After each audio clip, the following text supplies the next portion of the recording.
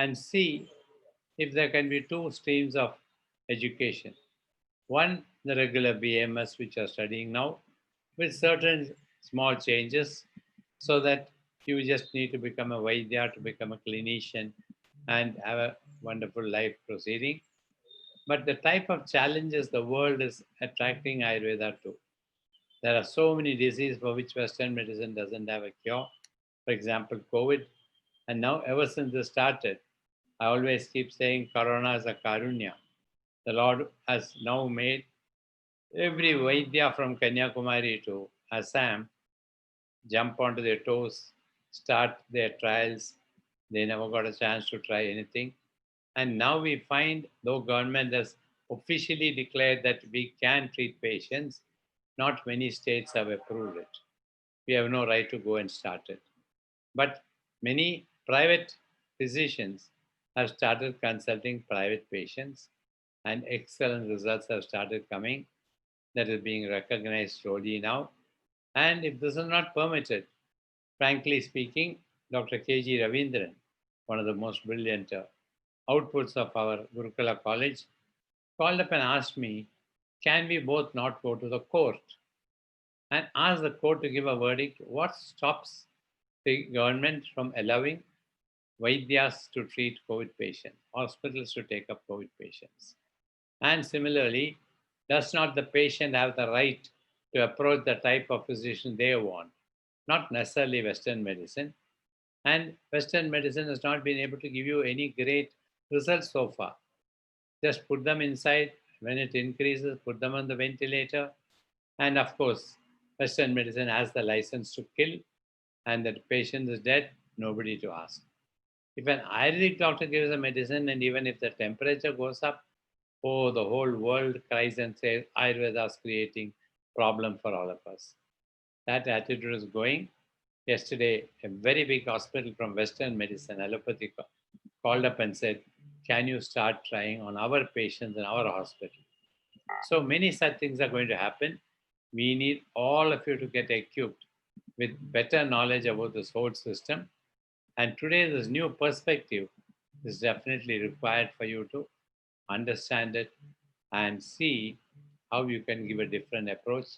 And all of us jointly should prove to the world, and the whole world is expecting Ayurveda to come with some finding, because no country has been able to develop any vaccine, though there have been claims that Russia did it and China did it.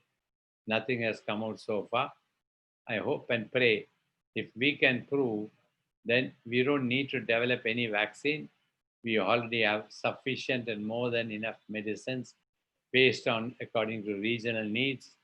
Let us all hope and pray this 4 days lectures, seminars would enlighten you and give you all the confidence and courage to take up such cases, treat them successfully, and enlighten the world the greatness of Ayurveda. I hope and pray everything goes well. My prayers for the successful conference to go on. I'm told a large number of Vaidyas have registered for this. All the best for all of you. Saying these few words, very happy to inaugurate this webinar. Namaskar to all of you. Pranam Acharya Vasudevan ji, Dr. Jayakrishnan ji, Dr. Ishwar Sharma ji, and all the other Vaidyas who may be joining you. My pranams to all of you.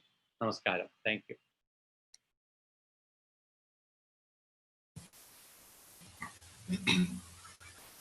Thank you, sir, for your words of determination and encouragement. We hope your wishes come true. We move on to the program now. Acharya Vasudevan V is an eminent scholar in Ayurveda, the Kerala martial art that is Kalaripayattu, yoga, Vedanta, and spirituality. As an exponent of Indian knowledge of systems, he has mastered the other Vedic disciplines such as Tarka, Sankhya, and Vaisheshika. He has been the disciple of Acharya Pumuli Neelakandan Namboodiripadu of Kerala over 2 decades. He was a trustee and director of Arshayoga Vidyapitham under the aegis of Ayurveda Pharmacy Group. He has more than 30 years of experience in teaching Vedic knowledge. As a guru, he has proven in record the imparting of tenets of the scriptures authentically in their true form. He has done presentation in various national and international conferences and seminars on Ayurveda, yoga, and allied disciplines in UK, Germany, France, Poland, Italy, Switzerland, Ireland, and USA. We welcome you to the program, sir. As for the Shishyas, please keep your video open so that your Gurumukha education can be complete.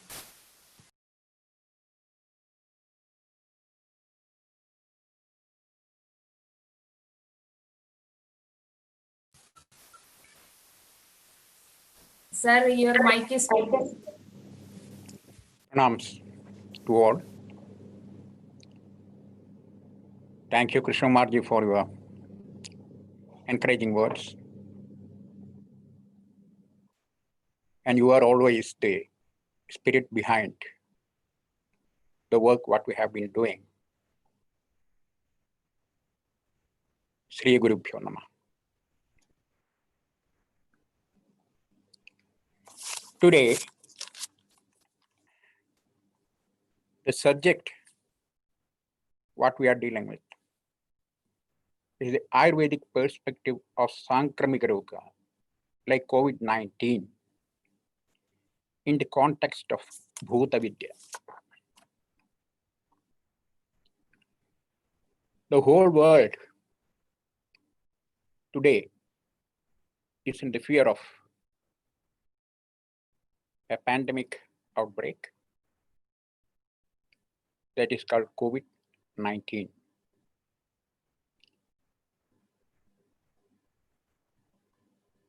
And this is a disease, something new to all of us, not only in Ayurveda, even in the Western medicine.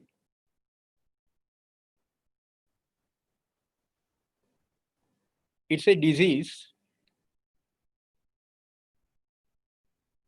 the causes of the disease is unknown.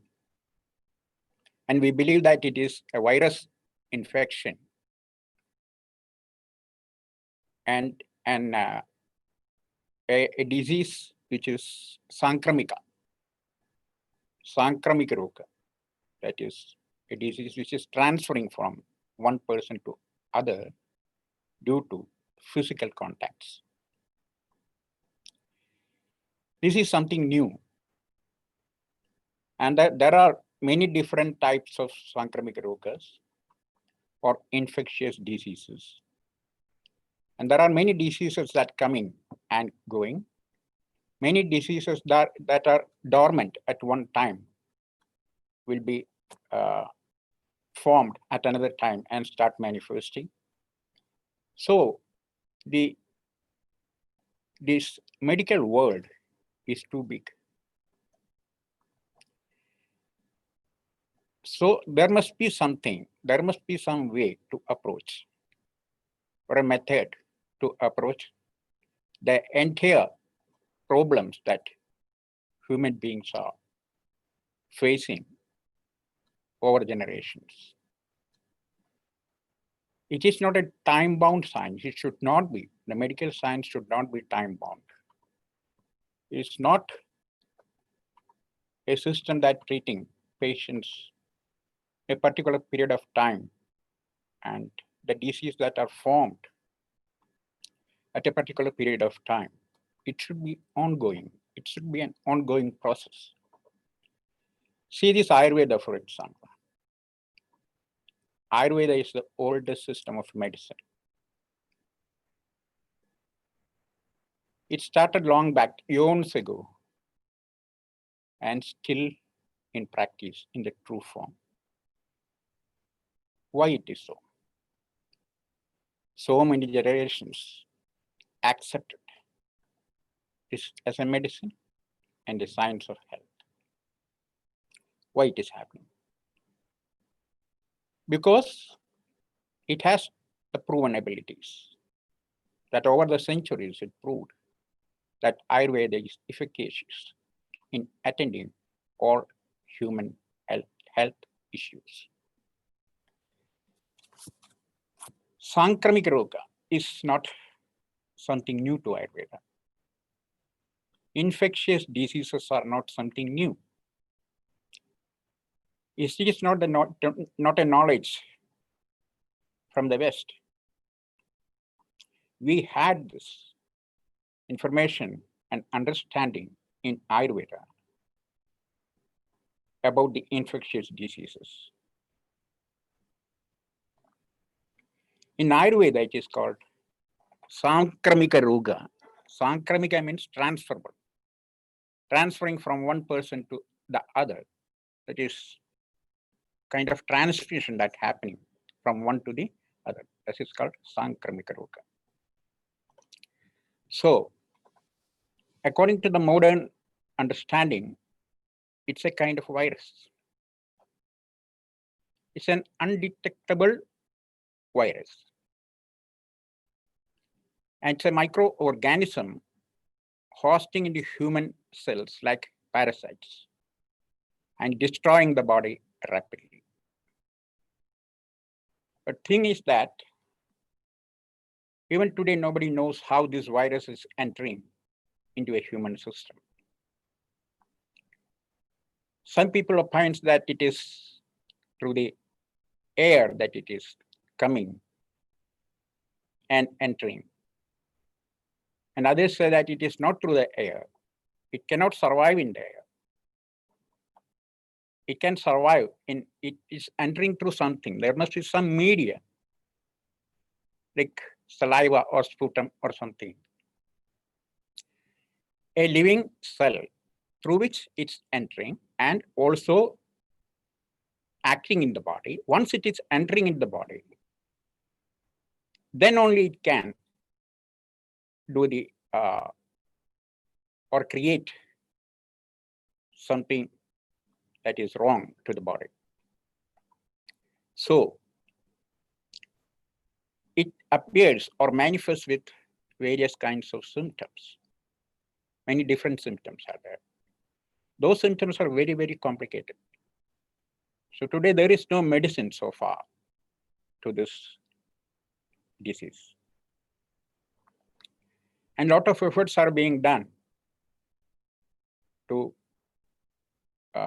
invent. But still, there is no confirmed medicine or vaccine for this disease. So the whole world is suffering today.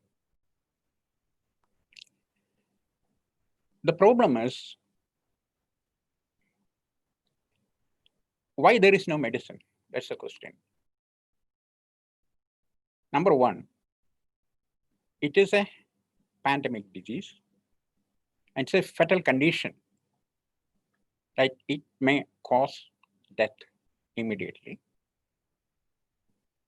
Secondly, there is a complex situation because it's not a fixed, it's not manifesting with fixed syndrome. There are a lot of complications. Many different symptoms are there. So you cannot fix a particular medicine that is suiting to a particular condition because it manifests with different conditions and to the different people in different ways. Another thing that it is something new that we don't have the experience of treating it before. So due to all these reasons that it is very difficult to approach. But when you come to Ayurveda, Sankramika Roga is not something new. It was always there. And there is a group or set of diseases mentioned in all the Samhitas, especially in Sushruta Samhita. Sushruta very clearly mentioned about it. And this is also called Upasargika Roga. Upasargika means Upasarga. Upasarga means Bodha. Bodha means a kind of entry. Entry means an external element that entering into a human body and that is invisible. You cannot find it, you cannot detect it. Once it is entered into the body, then it shows some symptoms. And those symptoms are unknown because it is not the subject of our examination of disease. See, we have our own tools for the diagnosis of diseases, like pratyaksha, darshana sparshana prashnehi, paricheda jaroginam. There are three things: darshana, sparshana, and prashna. Darshana is a conversation. Darshana is the vision that you see the patient in front. Sparshana is touch, and conversation is asking questions. So these are the tools that we are using in the Ayurvedic diagnosis.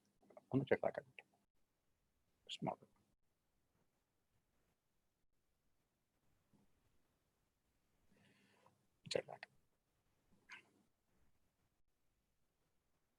So there are certain diseases which are not coming under this purview. That's because you cannot have some physical examination of it. Physical examination in the sense with pramanas, that is pratyaksha, anumana, and aptobadesha, and these are the pramanas.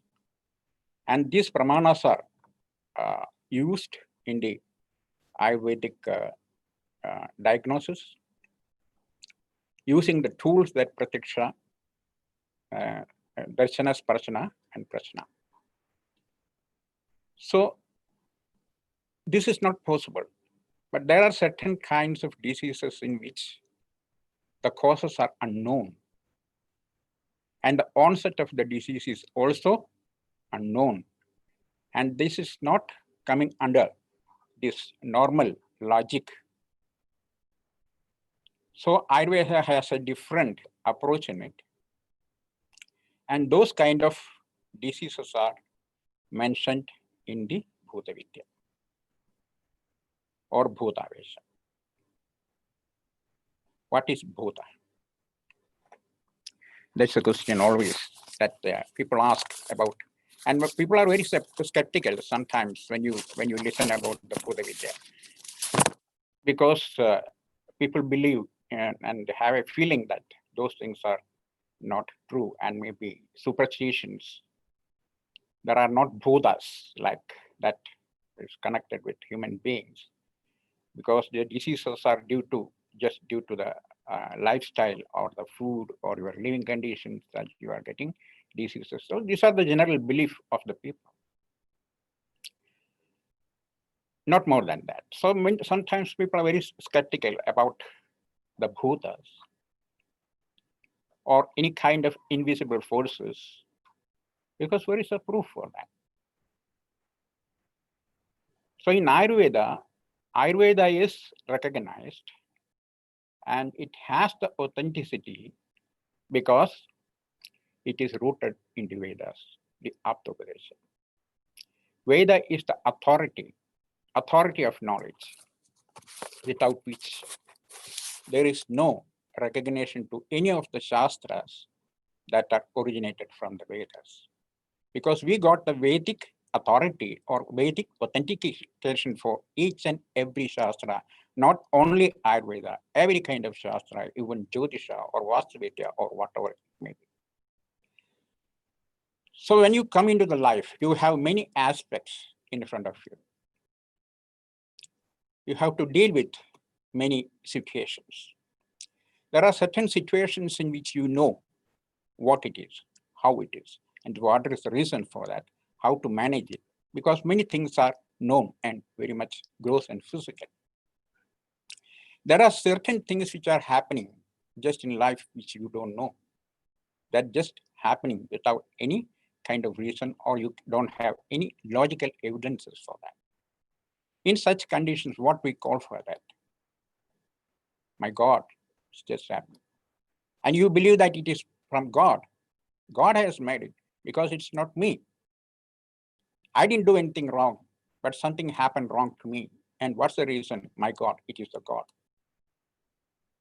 And there are certain conditions like that you, in the day-to-day life, that you have to face situations like that. And then you call it is of God, it is from the God. You haven't seen the God, you don't know what is God, but you say it is from the God.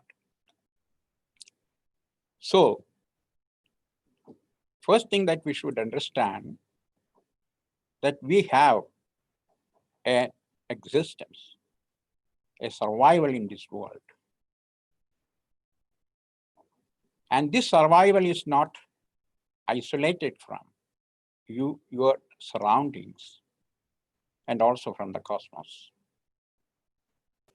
Because you have an identity here in this world, in this universe,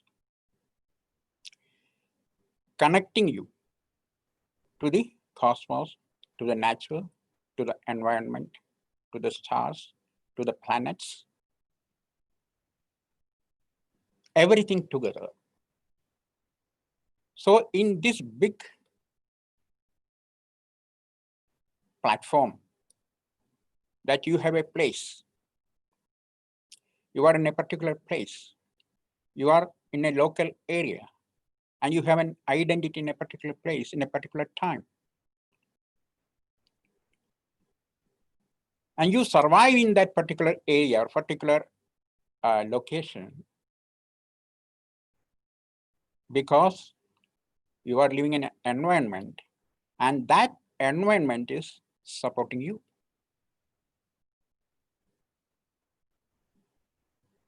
If you are in the environment not supporting you, you can't survive.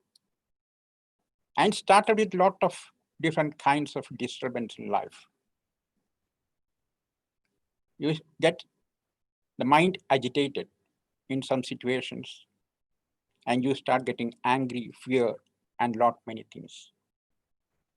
And those things will have an impact on the physical body. And your body is getting affected by it. You get sick. You get physically sick. When you are sick, you are not tuned with the nature. Once you are tuned with the nature, then you can remain healthy physically and mentally. But once you lost that, you lost the balance, you lost the tuning, you lost the equilibrium, then you get sick. So there are certain things that you already know, that everything is conducive in your life.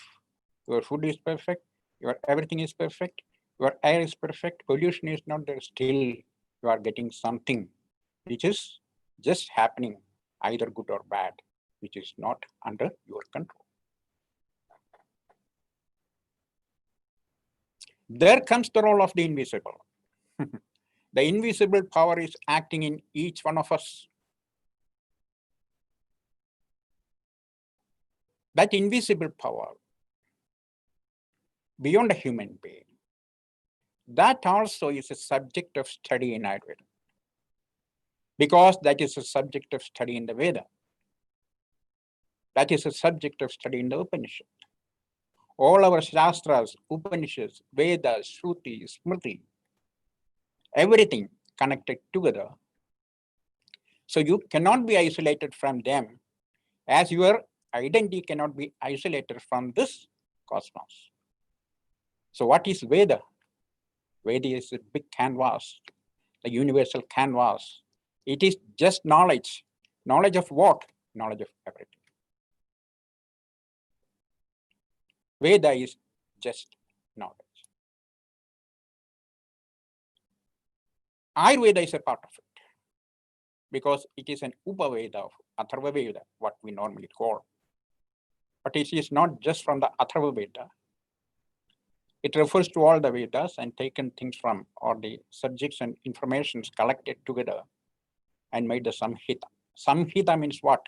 Samhita is just collection. Collection from where? From all the Vedas, not one Veda. But it is more devoted to Atharva Veda rather than the other three Vedas. So that is the Ayurveda is very essence that relating you to the life, because it is a Veda of life. It is a knowledge of life. So what is Ayurveda? When the elements or bhutas that are mentioned in our darshanas, that are mentioned in the rest of these subjects like the Upanishads or Bhagavad Gita or whatever, the Sankhya or Vaisheshika, everything contributed a lot to form a structure to this Ayurveda. So we should not forget our mother, because this Ayurveda is rooted in the Veda. So Veda is Mother Veda. Veda is our mother. And today what is happening is, in the study of Ayurveda, you are skeptical about many things, like the Bhuta Vidya. Like that there is an area like Vishavidya, in which mantras are used.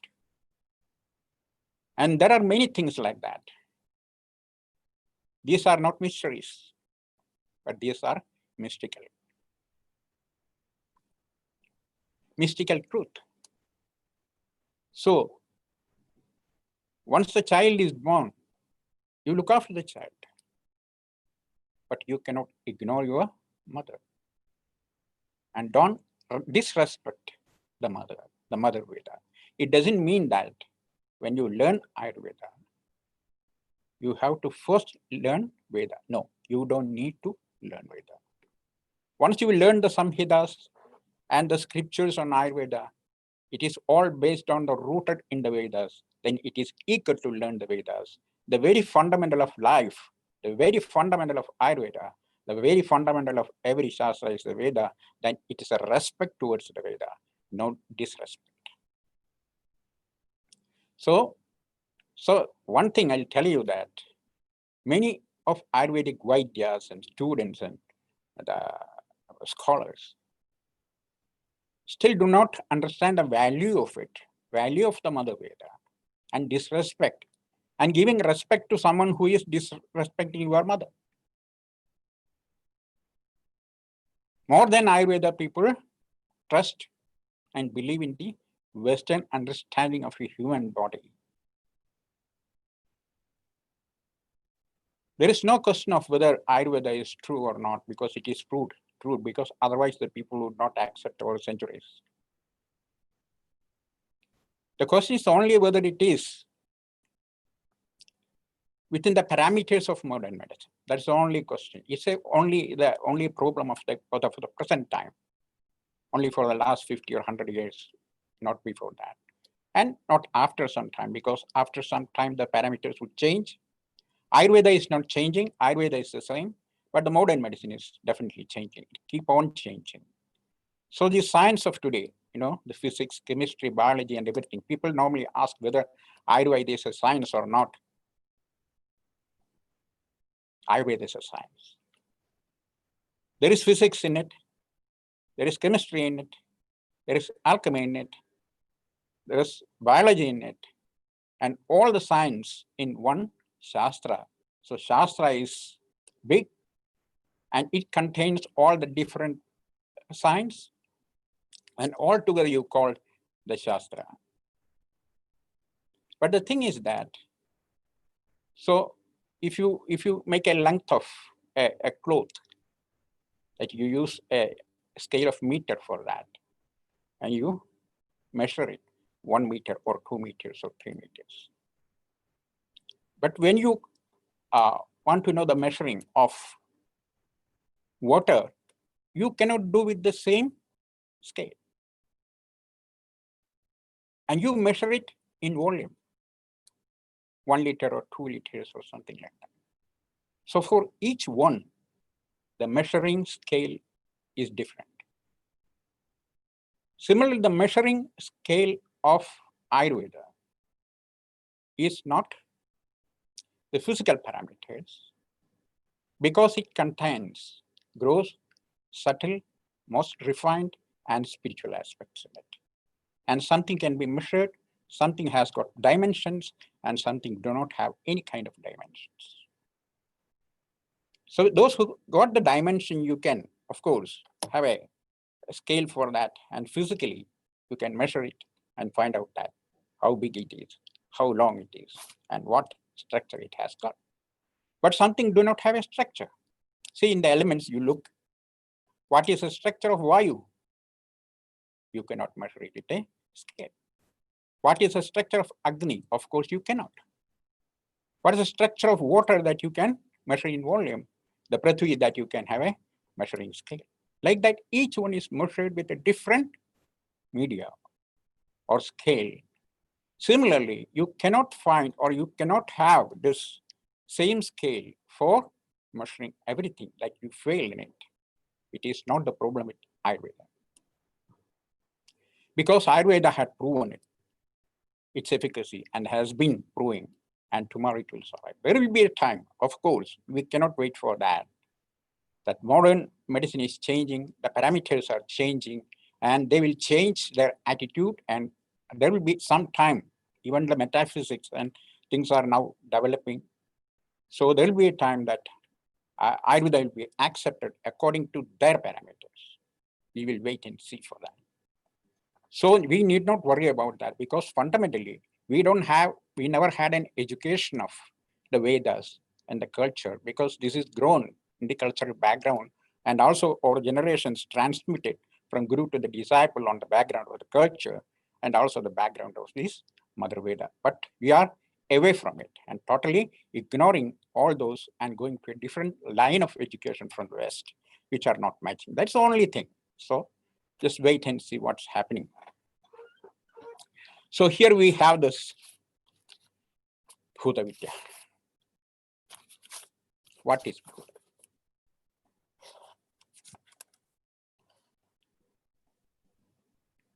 According to Ayurveda, or according to the Vedas, Manishya Ubhadravakarina Sushma Ganavisheshaha Bhuta. This is something from Yajurveda. Yajurveda contributed a lot to Ayurveda. The whole Sharira is from Shukla Yajurveda. Ayurveda Sharira is taken from Shukla Yajurveda. And many things are taken from Shukla Yajurveda. You know that Kalaripat, I mastered 7 years with my guru. This Kalaripat, this is actually coming from Yajurveda, because it is based on Dhanurveda, which is rooted in Yajurveda. So the Sharira, the study about marmas, the study about your anatomy, physiology, and everything, pathology, everything is based on the Shukla Yajurveda, and the same thing that you can find in the martial arts like Kalaripat based on the Dhanurveda. They are one and same. Therefore, there had exchanges of practices in both. Like this, there is Padakhada, that is foot massage, giving massage with the palms and the hands. There is a practice in Kalari, and the same practice modified, and the same methods are being used today in the Ayurvedic massages. So see, they are linked together, they are one and same, but the purpose, when the purposes are different, then it appears to be different, that's all. But there are two aspects in life. One is, even in Shastra, there are two aspects. The one aspect, the unified aspect, and other is the diverse aspect.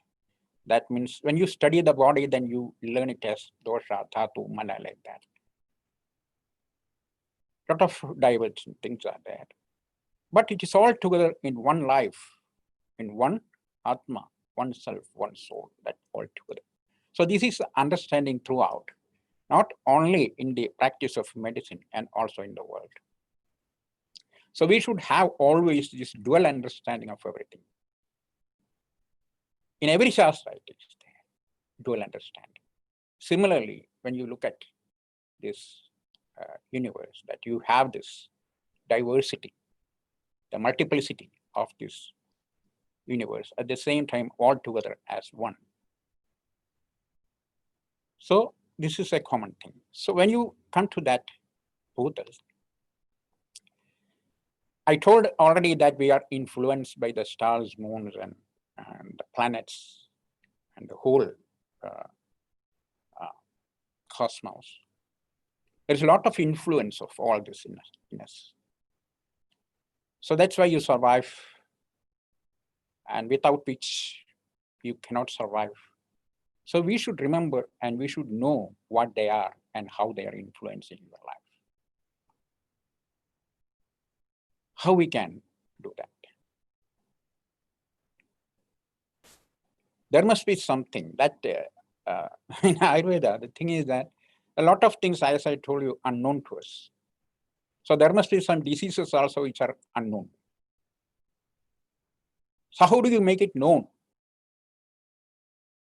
There is a method like that in Ayurveda, and that is called Daiva Vyapasraya. Daiva Vyapasraya Chikitsa, where the cause is unknown, the onset is unknown, the lakshanas are unknown, and you cannot have the physical paricha. And that doesn't give you any kind of confirmation, like when there is a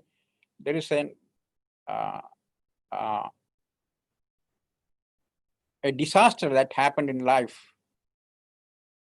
or something that unexpectedly happening in life, that you cannot have an Adi Pariksha for that, because it is something of Deva. So Deva Chikitsa is part of it. Deva Chikitsa is spiritual healing. And that is not very much emphasized in Ayurvedic scriptures because it is not the subject of Ayurveda. Already it is mentioned there that you can have this. But the methods are not in that. You have to search it from the Vedas and find it out like a search engine. You have to go deep into the Vedas, and wherever the remedies are, you have to find out. Wherever the cause is, that you have to find out and imply it, use it, and find the remedies and practice it along with medicine. Why along with medicine? The thing is that whatever may be the reason, once you get sick, physically or mentally or whatever, once you are sick, then doshas are involved. Even in the case of COVID-19, you see, there is a virus. That virus is entering your body. Once it's entered into the body, it is not the virus then acting. Then it is the duty and the responsibility of the doshas. The virus is entering and disturbing something, the doshas are disturbed by it. Then it is dosha functioning. So everything is referred to the doshas. Even the stars and planets and all your activities, your karmas are also connected to the doshas. That is why in the yoga of Narasimha Rasayana it is said, Sriman Nirdhoda Patma Vanamahishabalo Vajivega Sthiranga. By taking this Narasimha Rasayana, Sriman, you will have all kinds of Aishwarya, the prosperities and everything in you, and the spiritual uplift. Nirdhoda Patma. Nirdhoda Patma. Your papa will be destroyed by taking this medicine. What is the papa there? The papa is reflecting in your body in the form of dosha kopa. That is why we say that Purva Janma Kritam Papam Vyati Rupena Jayate. So Vyati is a papa. That's why doshas are called doshas, not the gunas. But we have these diseases in two different realms. One is physical, sharirika roga, then other is manasika roga. But these are not two different, or not a classification of into two different forms. They are one and same. Because Sharira and Manas are the two adhisthana, the substratum of the disease, not two different kinds of disease. Why? Because, see, it is mentioned that there are two doshas to the mind. Tejas tamascha manaso doja dosha udahrado. There are two doshas to the mind, specifically said all the acharyas in all the Samhita. One is Rajas and other is Tamas. And for Sharirika dosha, you have the Vata, Pitta and Kapha. And very much specified what are the medicines and the treatments being given for that. What are they? Vastir Virega Vamanam, Tatha Tailam Kridam Mathu. Taila Krida and Mathu for Vata, Pitta and Kapha. In the case of Manasika Rogas, your medicines are again Taila Krita and Mathu. It is said, Dhi Dhairya Atmadi Vijnanam Manodosha Ushatam Param. The excellent medicine in Manasika Yoga is Dhi Dhairya and Atma Vijnana. Dhi, that is your power of the intelligent way of discriminating, understanding things. Dhi. Dhairya, that's kind of courage.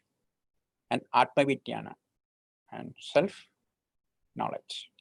So these are the things that you have to develop and cultivate by yourself for a Manasika Yoga, because this is something lost in Manasika Yoga to all people. So again, you have to cultivate it. It is like taking a thorn from the foot with another thorn.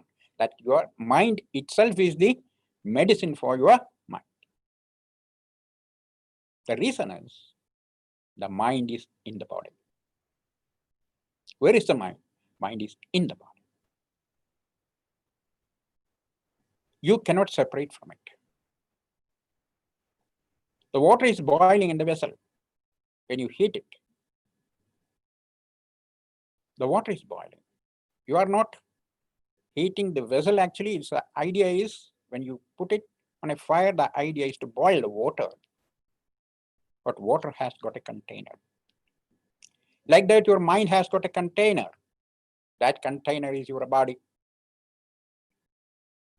So heat is first coming to the body. So if there is a mental agitation or a distraction to you, that will be reflected on your physical body.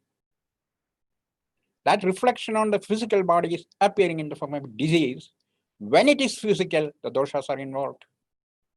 The physical doshas are involved. Vata, Pitta and Kapha are involved. Okay, you have the Rajas and Tamas to know what type of dosha it is. If it is a mental agitation due to anger, that anger reflects in your body, and there the Pitta Kopa, Pitta getting aggravated. So in the treatment, when it comes, it is physical, and you have to treat the Pitta. So it depends on how it reflects. Because you can identify a human body as physical and objectify it. So anything that's even in the subtle realms or the invisible elements, when you bring it for a treatment purpose, that you have to fix it in the human body in the physical form and give a treatment for that. So whatever treatments or whatever medicines are prescribed for the human body, the same things are prescribed for the problems of manas in Manasika Rogas. Because you cannot pour a kashayam into the mind. You have to give it through the body, and the body has to receive it. And after this digestion process, that this food or medicine, whatever you have consumed, is getting into three forms or transformed. The Sthula, Sukshma, and Atisukshma. The Sthula is removed because they are the malas which are removed from the body, like mutra or purisha or whatever. Then there is a subtle part of it which goes into the dhatus, and the subtlest or most refined is going to the manas. That is the sattva part going to the sattva mana. So the sattva is assimilated into the manas, and the rajas is assimilated into the dhatus, and tamas is not required, and it is something waste. It's a byproduct which is eliminated from the body in the form of malas. So this is a process going on. So any influence is there in your body that you have to consider later as a doshagopa physically and give a treatment for that. If I ask you to bring water, you come with a bottle. The thing is, I didn't ask you the bottle, I asked for water. But you cannot give me water alone without the bottle. So bottle is a container for that. So you cannot separate from that. So you give me the bottle first. Similarly, you could see it. You could identify the mind only through the body. The changes and influence of that into the body. So it could be a nija, a karana, or the things that is nija because of dosha go by inside due to your living conditions. Your food may be the reason, or your other activities and recreations could also influence and give agitation to the mind that will be reflected into the, or have an impact in the physical body. That's why Acharya said that raga di roga. Roga start with raga. Raga is attachment, the basic cause of misery. And this miseries that's reflecting, that's why the body is getting the changes, transformation from birth to the death. So this is a phenomena that's happening in the human system and also in the universe, because you don't have a existence and constant existence. You got a changing existence, which you have to keep your health good. And that's the principle. Otherwise, if you are eternal or your body is not destroyed, you don't need all this Ayurveda. You don't need any of your changes. So there are certain things that agitating your mind. So far we have the understanding that Bhuta Vidya is, or Bhuta Chikitsa is something related to the mind. But what I understood from all the Samhitas, Charaka and Sushruta, that Bhuta Vidya is not only to the mind. There are also physical diseases mentioned in the practice of Bhuta Vidya.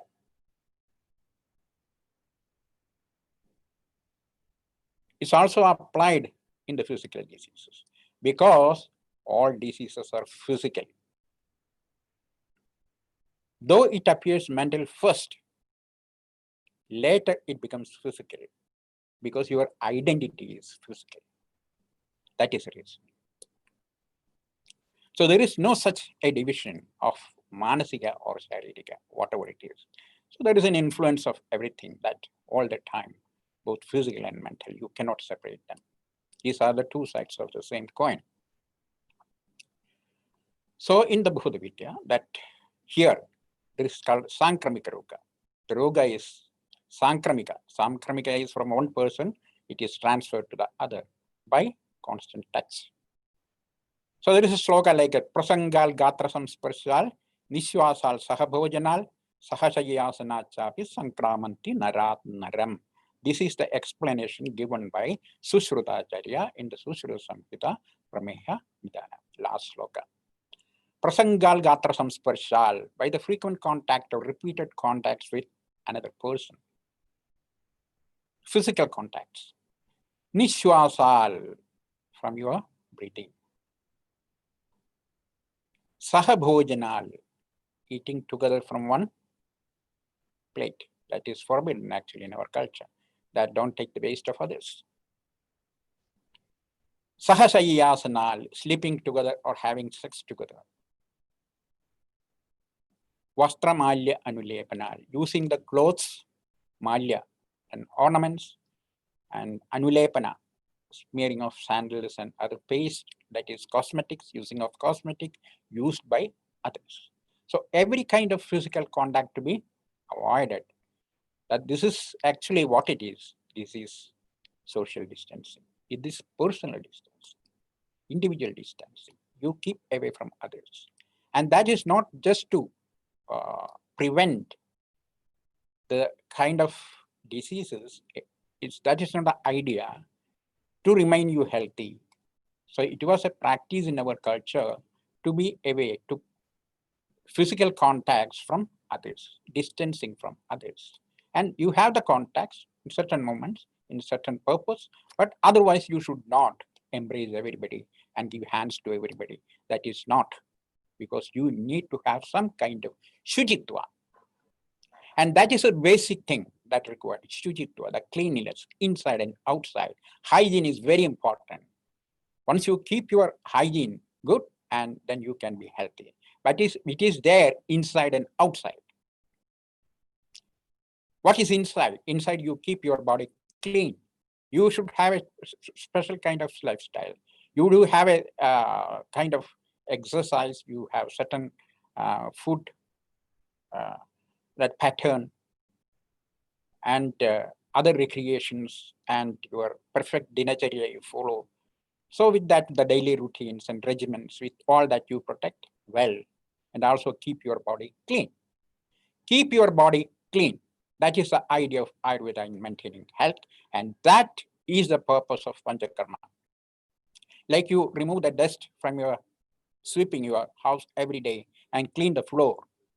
Every day you are removing the dust with that a mop.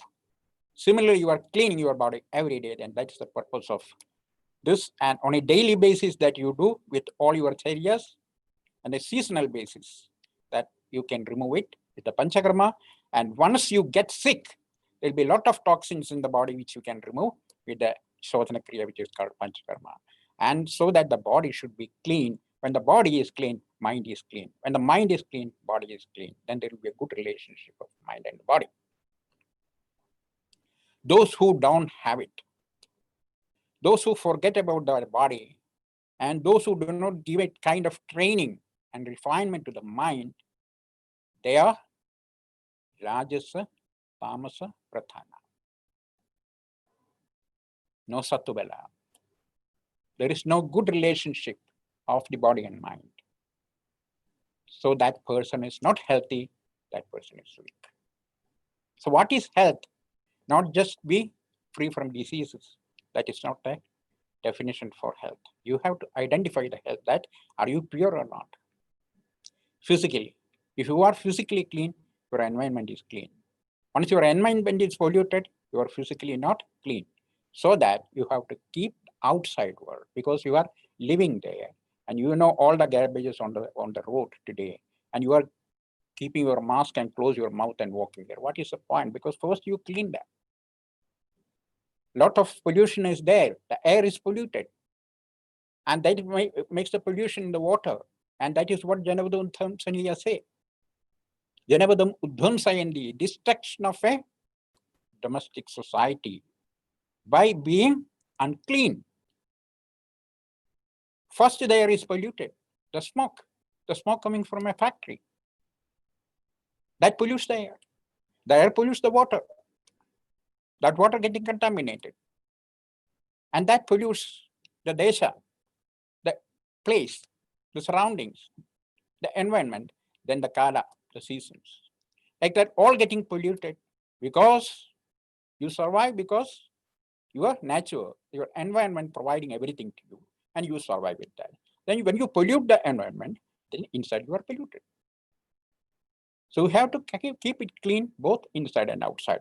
If you are not clean, that is a time and place for the Bodhas to enter in your body.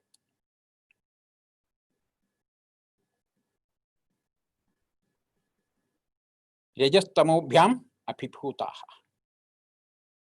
So those who are afflicted by Rajaguna and Tamoguna, to such people, these bhutas are entering in the body. But no bhuta will directly enter in any body.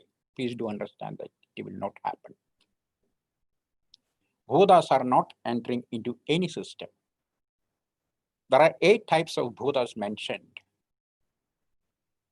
These bhutas have no possibility of entering into your body. It's like the planets, the sun, the moon. We got the influence of all this, you know. Today, this morning, that sun is there, sun, and evening that moon is coming. So sun and moon and the planets, everything is influencing your life. That you get the reflections of that, and they're influencing you. It's too hot because there is sun. It's too hot, so you are hot. And such changes happening in your system. But the sun is not entering in your body. The representatives of the sun is there in the body. That is your Agni, your Pitta. The Pitta is directly influenced by the sun. Kapha is directly influenced by the moon. And your mind is influenced by the moon. Your Atma Shakti is influenced by the sun. Like that, all this are influenced because your body itself is the miniature of the universe, which has the whole galaxy there. The entire universe is there. The Panchabhutas are there. All elements are there. So like everything together. So the Bodha concept is not just the Bodha, the Pichaja or Rakshasa, not a demon, not an angel, not witches. So these are very, that in our mind, some kind of skeptical feeling by hearing all this. They are not entering at all. There are 8 types of Buddhas mentioned. Especially this Bodha Vidya is detailed in Bala Chikitsa and Manoruga. That's why you are totally forgetting that it also affects the physical diseases. But here in this sloka, it is very much mentioned as a physical disease. Kushtham jarascha, shophascha, soshascha, netra abhishyandayevacha, aupasargika rogamscha. There are many different diseases mentioned. Kushtha is there, jara, fever is there, shosha, rajakshma, that is there, that is depletion of dhatus, and netra abhishyanda, that eye disease like conjunctivitis. So similar kinds of, different kinds of diseases are mentioned. It doesn't mean that all of them are infectious. There are certain types of jara that is infectious, not all types of jaras. One type of jara is infectious. That is transferable from one person to other. Not every kind of jara. Similarly, there is aupasargika. It's a different group. Aupasargika rogamscha. It's not a single disease. There are so many diseases in it, in the aupasargika group. What is aupasargika?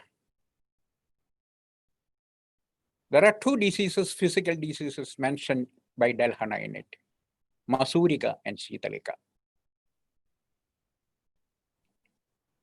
Chickenpox, smallpox, these are aupasargika, transferable, transmitting from one person to the other.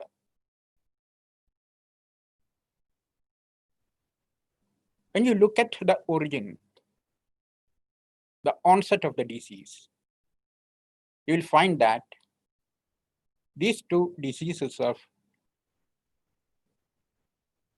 manifesting on either Tuesdays or Fridays. Why it is so?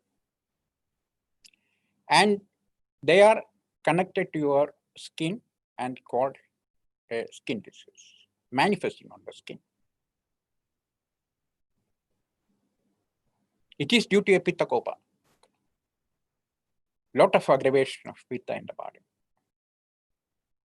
That connects you to the Mars. It is a planet. So everything has got the planet, influence of planets. And this aupasargika, you see, there is kind of worship also mentioned. It is a spiritual healing is there in it. In Skanda Purana mentioned about it. And there is a type of worship in such aupasargika roga that are physical. Shitala Devi, you worship Shitala Devi. So Shitala Devi will cure your problems. So why you have all the medicines here? When Shitala Devi will cure everything, then why do you need all this? Treatment is always the combination of medicines. Because it has a physical appearance.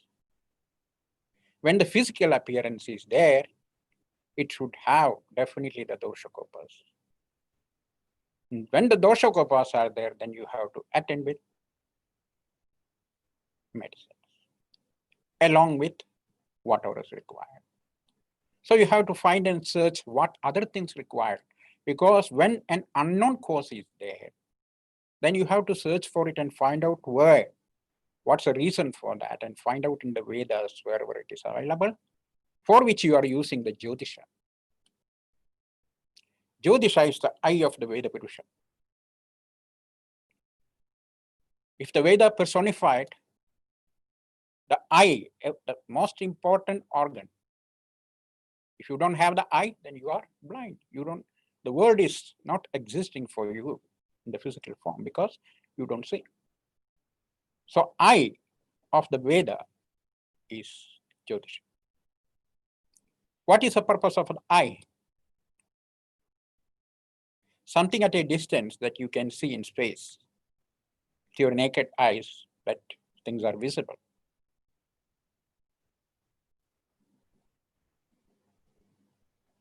So something that are visible, that is referred to the space. You need your eyes, and you can see that, identify, is bound by space. So how can you see something that is of time, that past, present, and future? They are not visible with your eyes.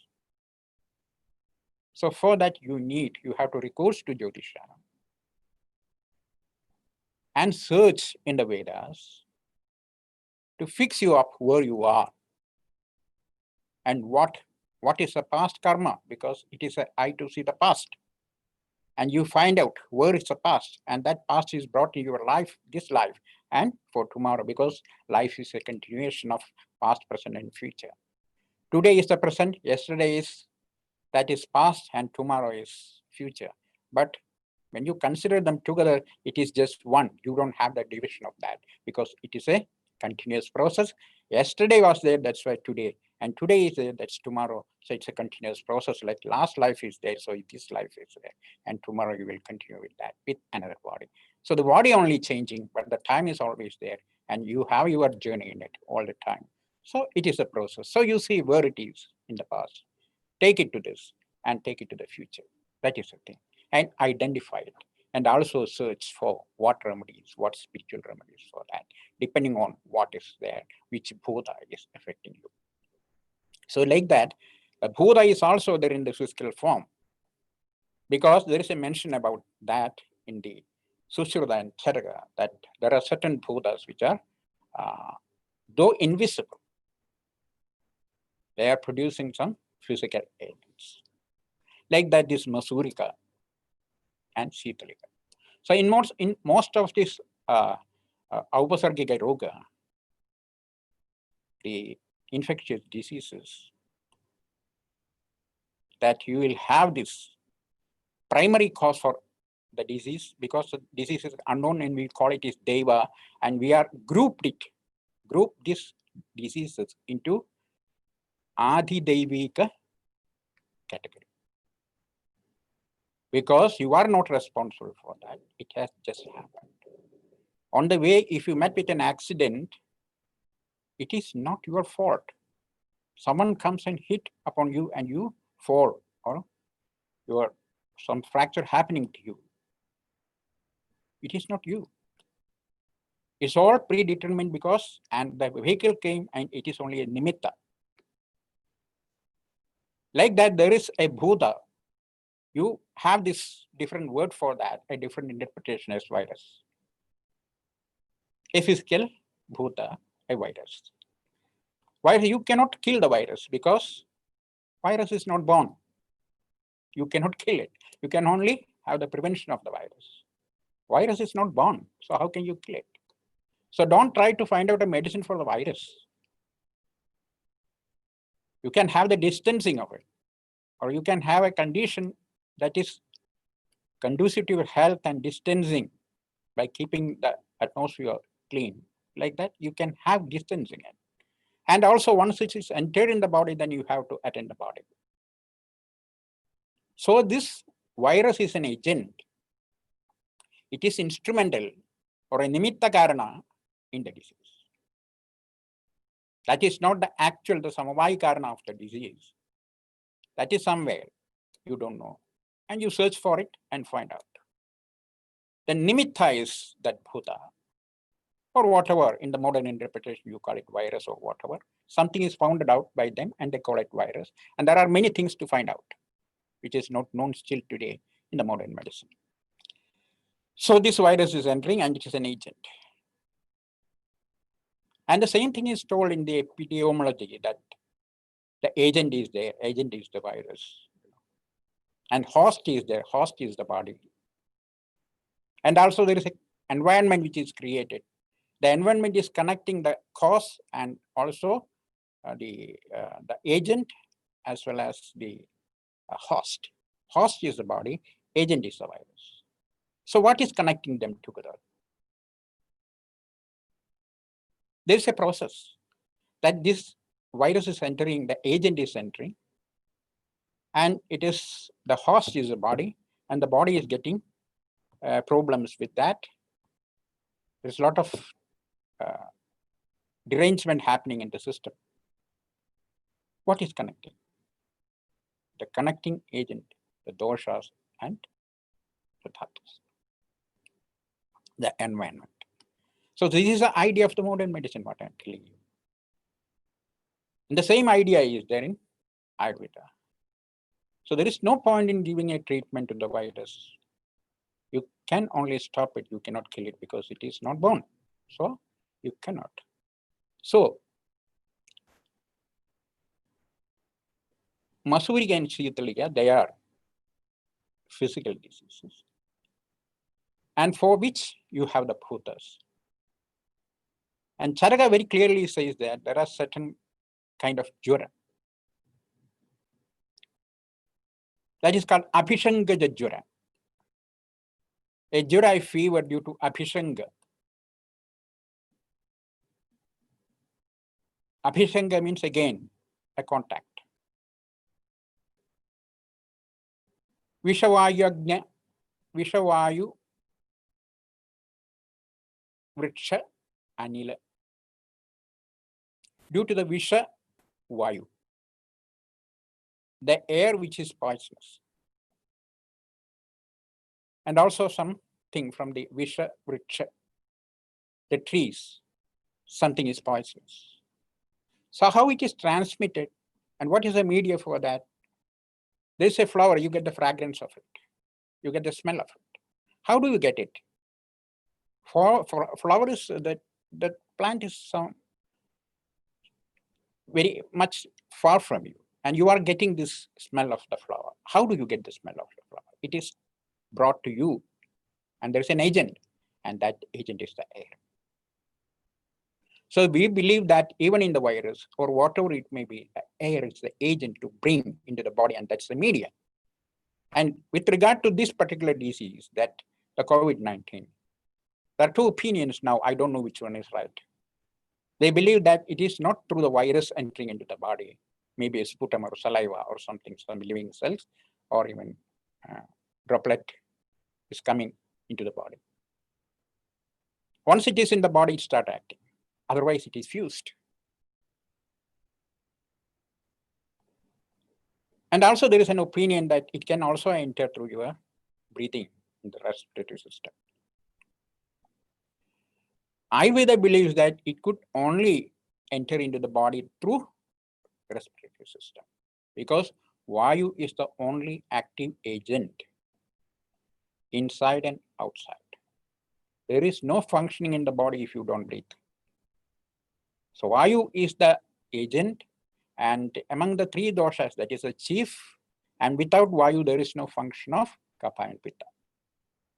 So whatever function is there, whatever things are happening, every kind of movement or transformation happening due to the Vayu. So Vayu is taking it inside, and we believe that through the air. That is why in Janada Tamsaniya, the first cause is said Vayu.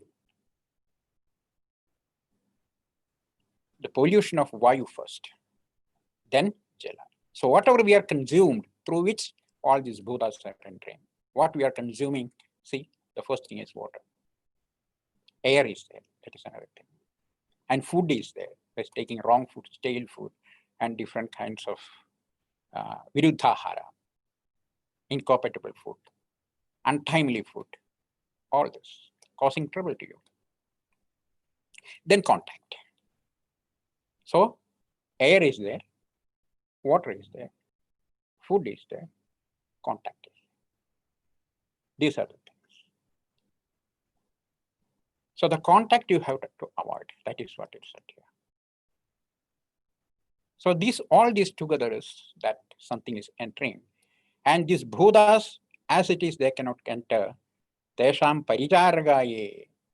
There are many representatives for these bhutas. There are 8 bhutas. They are not entering. As I told you earlier, the sun is not entering in your body. Only the agent, the representative in the form of Ushna or the heat, and the body it is called Pitta. Similarly, the representatives, they are reflected. The bhutas are reflecting. Chaya tapo darpana suryakanto adushayantas purushasya dekam. Not causing any disturbance to the body. These bhutas are entering through the orifices and enter into your most prominent area, that is Hridaya. And there start overpowering your mind, start acting. So this is called Aupasargika. What is the actual meaning of Aupasargika? Aupasargika is Anubandha. When there is something wrong, then they start entering into it. Once you are weak, Aupasargika will start. Your weakness, that is a chance for them to enter and start acting. So Aupasargika means that it is Anubandha. It is secondary. Once it is entered, then it becomes primary.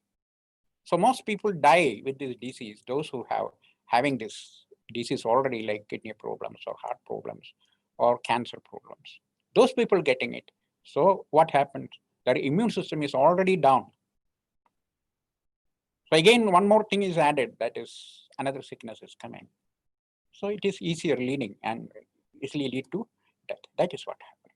So when you take the death rate that compared to the people who are infected, it is less. So there are 2 conditions in it. One is mild attack, another is a severe attack. In the mild attack, it is much easier to treat because in Ayurveda, it is a Kaphaja Roga.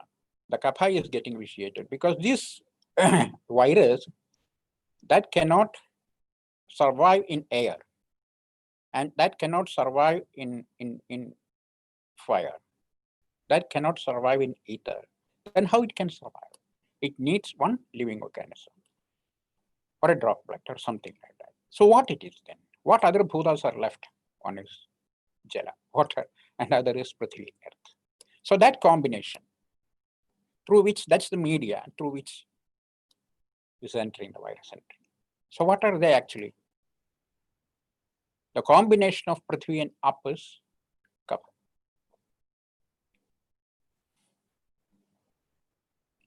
So it is not the Kapha actually. A vitiated condition of Kapha, which is called Kleda. When there is a Kleda in your body, then these things can come and survive in the system. So you can see when you watch and observe the symptoms appearing, you can find all these Kaphaja symptoms in it. Though it's a fever, it is. But it is all the Abhishangaja Jwara, they are coming in the category of Sanipatika or Vishamajwara. So all 3 doshas are involved, definitely there. But basically, it is Kleda Janya Sharira. So almost all kinds of virus or fungal infections and things are happening, mostly due to the Kleda, either Kleda or Vidaha. These are the 2 conditions. So these bhutas, again, come back to the bhutas. So there are bhutas like that in the diseases like Masuriya and Shidlaya that are physical. So in the common parlance that we are believing that it's Upasargika Yoga is only Manasika. It's not Manasika alone because mind is part of the body. And in Manasa Yogas, of course, there are certain in which you cannot even find out what the cause and what kind of bhuta entering into the body, like Abhijara and Abhishapa, which is very difficult to identify. But Abhishanga is better, that you can. So basically, when you see a COVID patient, what is the thing there? There is a fever. Consider it, there is a fever. And that fever associated with respiratory complaint. Because it's first the virus attack happening in the respiratory system. The reason is that is the kaphasthana. Kaphasya sutaram ura. The uras is the kaphasthana. That is why it's first entering into the ura. So it's a combination of both the fever associated with respiratory complaints. So basically it is a treatment of fever, but a problem is that it is a disease, fatal disease. That the death, sometimes the death could come quickly. An immediate death would happen. So in such cases, we should definitely consider there are some toxic effect in it. It is like a snake bite, you know. And the snake bite is that you don't have much time to think.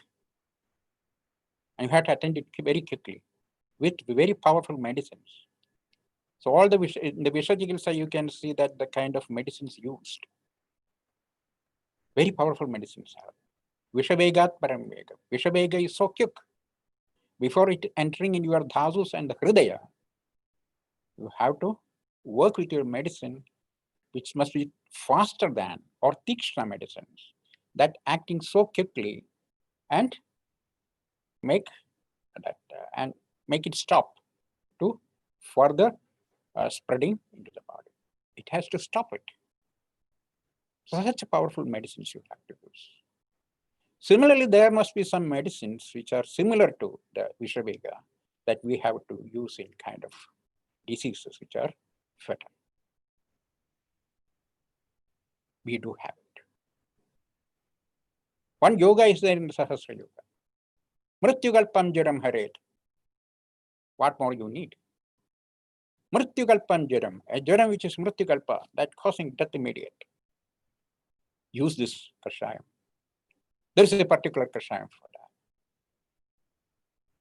All the jara symptoms are very clear.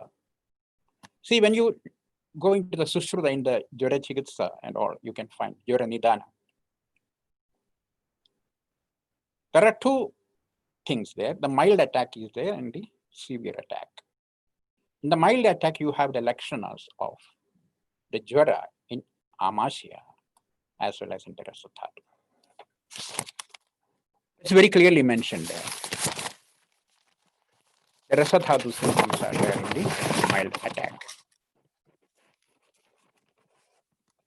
In the other one, that is in the severe attack, you have the Rakta Dhatu symptoms. Guruta Hridaya Klesha Sadanam Chardya Ravachako Rasastedu Jare Lingam Dainyam Chasya Upajayate. These are the common symptoms there. And in severe attack, you can find that Rakta Nishtivanam Daha Sweda Chardya Ravachako Pralaba Pidaga Trishna Rakta Prapte Jare. In one thing, that the first thing that there is some kind of vomiting and nausea is there in the Rasatha. That is of kapha, that you vomit. In the second one, there is erecta, a chardi, vomiting erecta, because it is erectachala. So when you look at the conditions or the symptoms of these two, you find the first one, there will be a chardi, and nausea is in the second one also. One is recta and the other is kapha. So like that. So you can make a clear classification of that. So taking medicines and chikitsa from Visha, Hara, Jara, Chikitsa. Similarly, we have the Brahmidra Chadikashayam, which is good for Visha. It is good for Jara. So such kind of medicines to be selected. So you know that Kalashakam is there. What is Kalashakam doing actually? Kalashakam is curry leaf. Curry leaf is good in Gara.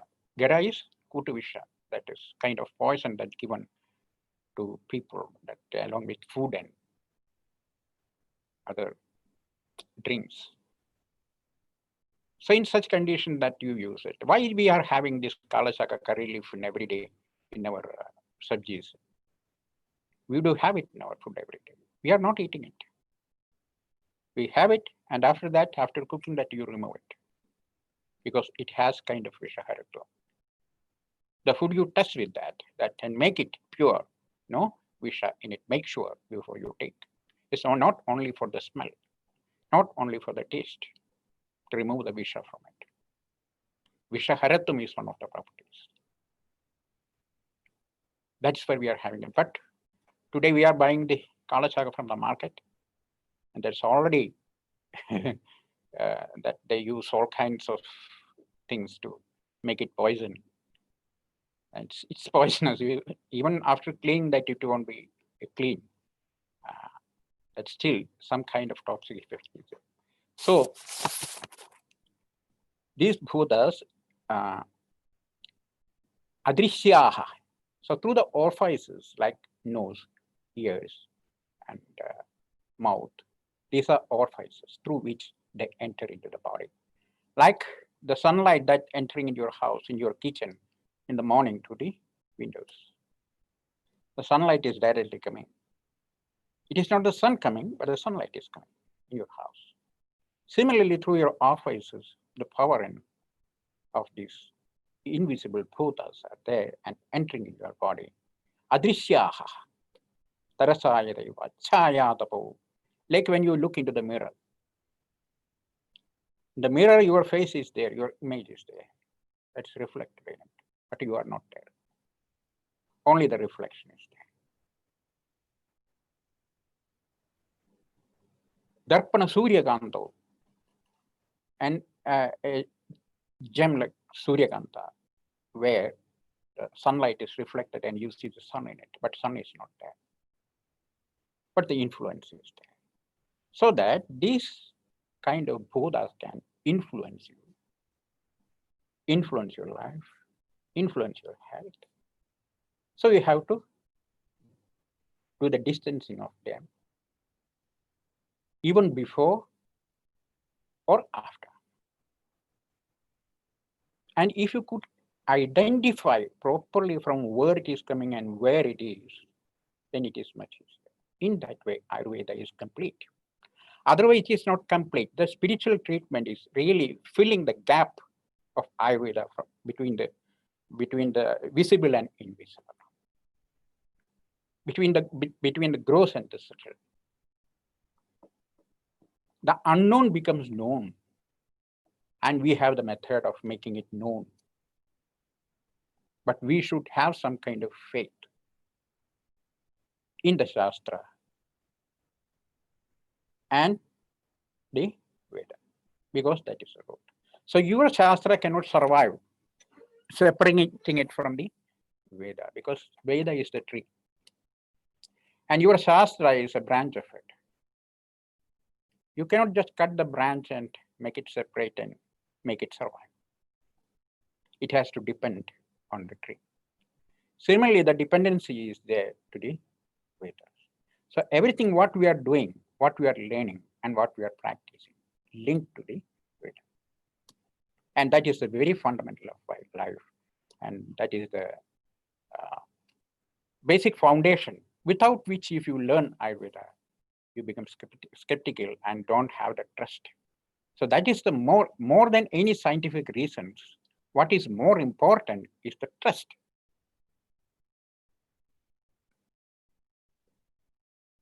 How far you can trust even the scientific evidence to a certain extent. But your trust is your trust, and also your sankalpa, your imagination. These are the two essential requisites in the learning and understanding of the Shastra. Because you have the access to all aspects of life in it. The physical aspect, and also the mental aspect, the spiritual aspect, all the gross, all the subtle, all the invisible, all together you have an access. It is happening only in Shastra, not in science. Science, you need evidence. You need the proof. You need the physical explanation and you need the physical evidences for everything.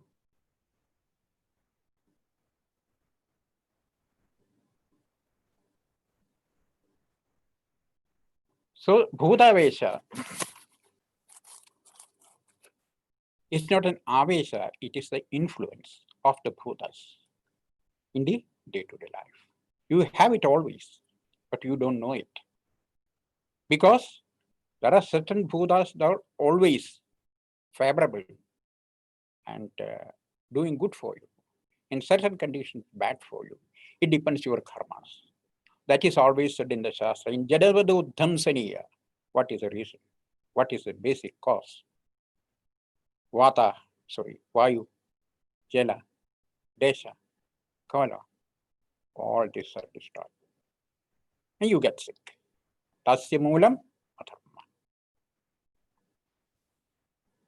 Adharma is the Moola, the wrongdoings. The same is the basic root for Aupasargika Roga.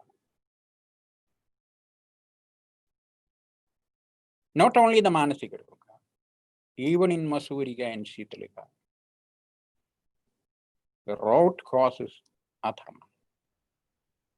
Purva Janma Kritam Papam Yati Rupena Jaya. If you do good, you enjoy the fruit of it as good.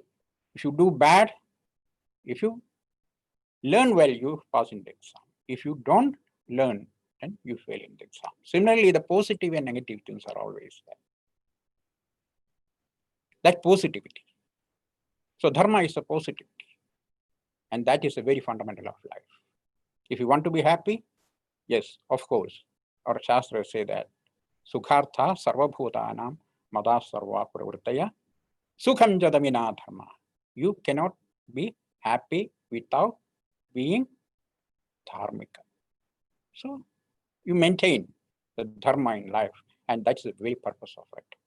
Dharma, Artha, Kama, Moksha. So your Shastra is for all the different stages that you are go through. It is connecting finally to the moksha and starting from the dharma, and dharma is the very foundation of it. So when dharma is lost, there you have all these negativities in the form of obstacles. That is a Yoga Shastra say, andarayaha.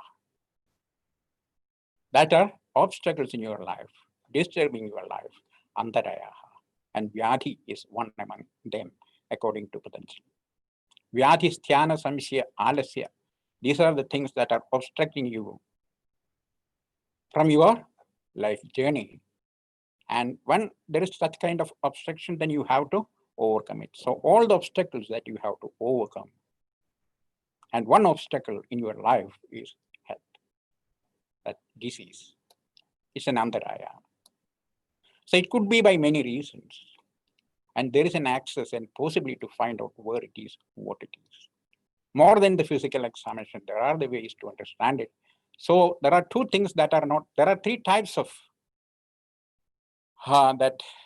approach in Ayurveda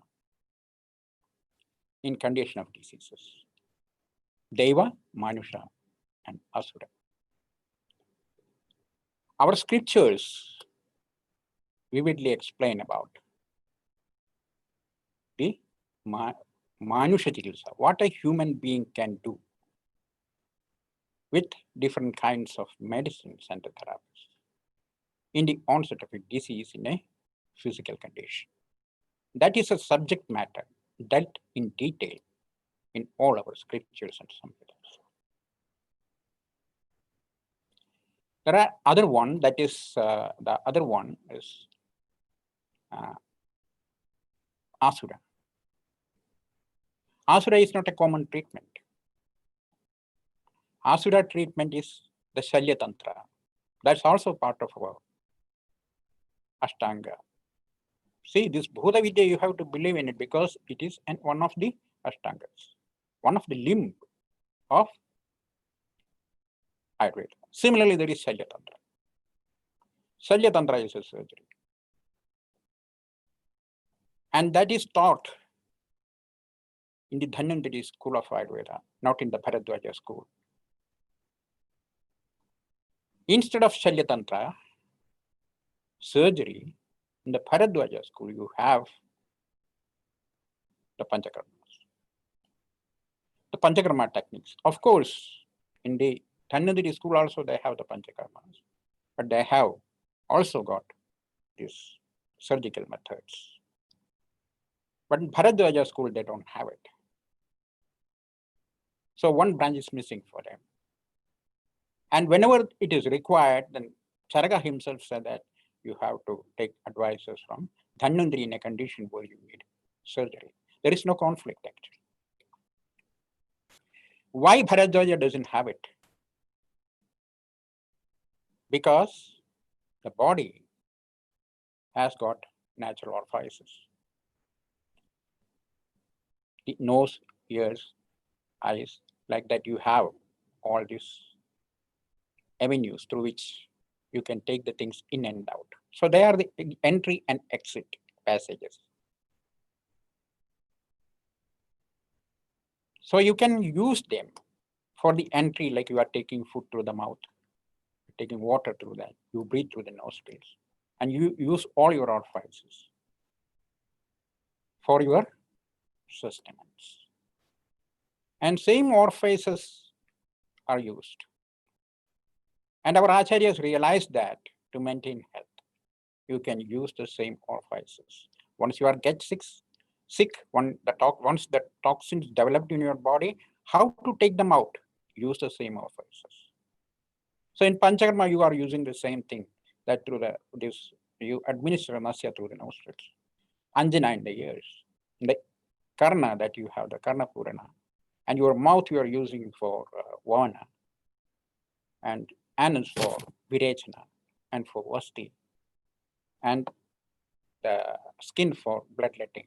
So you are using the natural orifices for taking the things in and out. Because the idea of the body is that it has got a covering, enveloped by the skin. The idea is it's not for opening. That's the idea. But in certain conditions, you have no other choice. You have to open it and see and do the things and perfect and fix it back. Otherwise, you die. So there is no other choice in which you need it. That's why this particular treatment, Shalya Tantra, is not a worldwide practice. The wide practice is the Panchakarma and the medicines. So Shalya Tantra is not that much because of this opening, sewing, and cutting. It is called Asurika Chikitsa. And Deva Chikitsa is there. That is not part of Ayurveda Tantra because it is not coming under your examination, physical examination. You have another kind of examination into the Vedas in it and find out. That is Deva Chikitsa. So this is not a common thing that every case you don't need to go to your Jataka or astrology and find out the cause of the disease and a remedial measure for that with some kind of rituals. You don't need it. That's the way you have the medicines here. So the idea is the medicine. But in some conditions that the unknown, as I told earlier, the unknown, invisible, forces when influencing you and that causing trouble to your life, then you have to search it and find out and do the remedies for that. So you have to have the recourse to other Shastras and also the Vedas, like Jyotish and spirituality and a lot of worship, salutation, all kinds of things. Even physical diseases, I know that Kushta is one of the Sankramika Roga mentioned here. The best treatment for Kushta is Surya Namaskar. The best is Surya Namaskar. Because it is a Vyati of Kleda. All three doshas are involved, in which Kapha is dominant. That's the nature of the disease. So to completely destroy that kind of dosha kopa, destroy in the sense I use the word destroy because it is not just an aggravation of kapha in it. Kushta, because it makes the body kutsita. It makes the body dirty. like a pond in which you have all dirty water is polluted with all kinds of cremies in it. So similarly, it becomes completely dirty. There is a kind of kushta which is cremigen. There you have to drain it away. To drain it, the solar energy is the first. The solar power, the sunlight. So Pratyaksha Namaskara when you do, because this is some of the experience I am telling, it's Pratyaksha Namaskara. That you can get it, that there is a story with which I will finish the session. That one patient used to go to a Vaidya as a regular visitor there with leprosy. And the Vaidya already knew that this is incurable, as well as the patient. He was also aware of his health condition. So what happened is, one day, this patient absconded. He went somewhere and did not turn up for many years. After 12 years that he came back to this Vaidya, the Vaidya could not identify him. Then the Vaidya asked, "Who are you?" Then he said that I was the patient who used to come to you some years before with such and such disease. And he said, "What happened? There is no sign of leprosy on your body."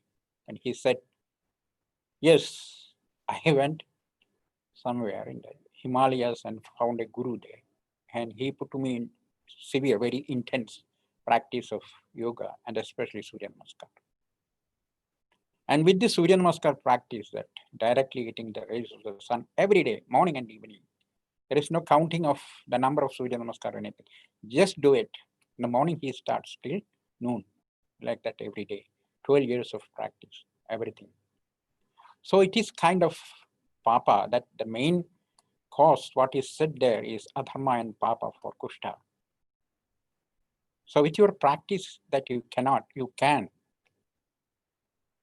completely ward off all kinds of sins. When the sins are gone, then, and that process actually the Vaidya is doing, like taking away the sin of the people. That is why Kojit Dharma. It has some kind of dharma if you do the practice of it. So that much power that you get from the sun. So the treatment is not confined to medicine alone. We have different kinds of or different set of approach to health. Even your thought can cure. And your mantra can cure. A rasayana can cure. So everything has got an influence in your life. So everything is a medicine, but you should know how to use it. So it is not just confined to something. Many people are asking for the medicine for this and that. But Ayurveda, the thing is that you have an approach to every kind of disease. No question of whether it's a new disease or old disease. You have an approach, you have an access. The thing is that in modern medicine, you give the treatment to the disease. There's a particular syndrome. And with the syndrome, you call it a disease. And you have a particular name for that. And name, once that is confirmed that this is diabetic, you have a medicine for all people, the same diabetic medicine. Because you are seeing it at the level of disease. When you come to Ayurveda, you have an easy access and you can have the treatment to every kind of disease. The reason is you take it at the level of doshas, not the level of disease.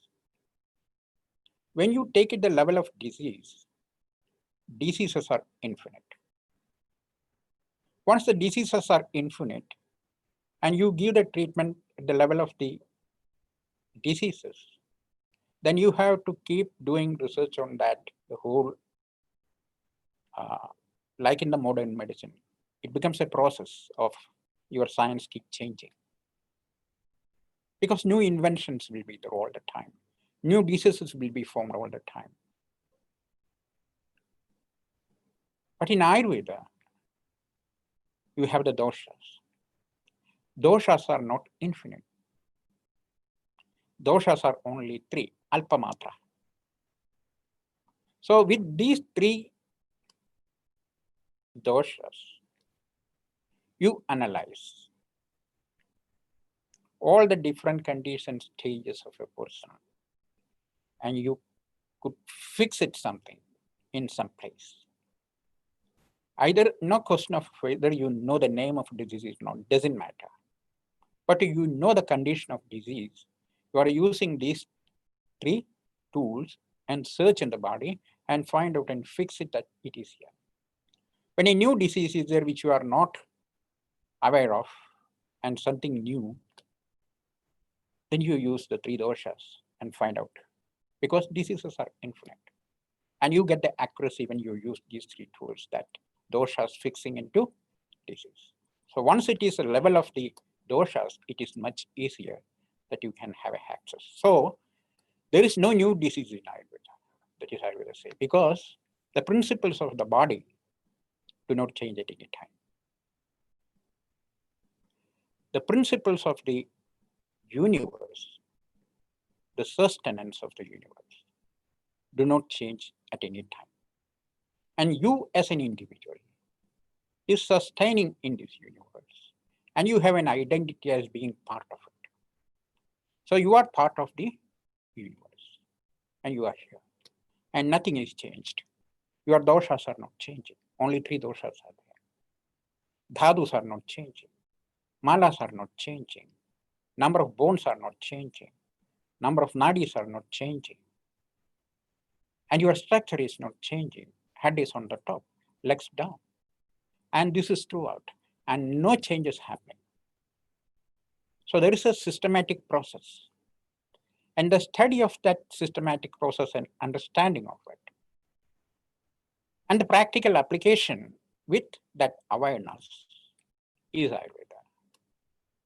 That's why Ayurveda survived, surviving today and surviving future.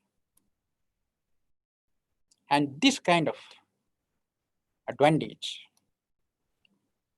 you cannot find in any other system. The oldest system of medicine is ever new.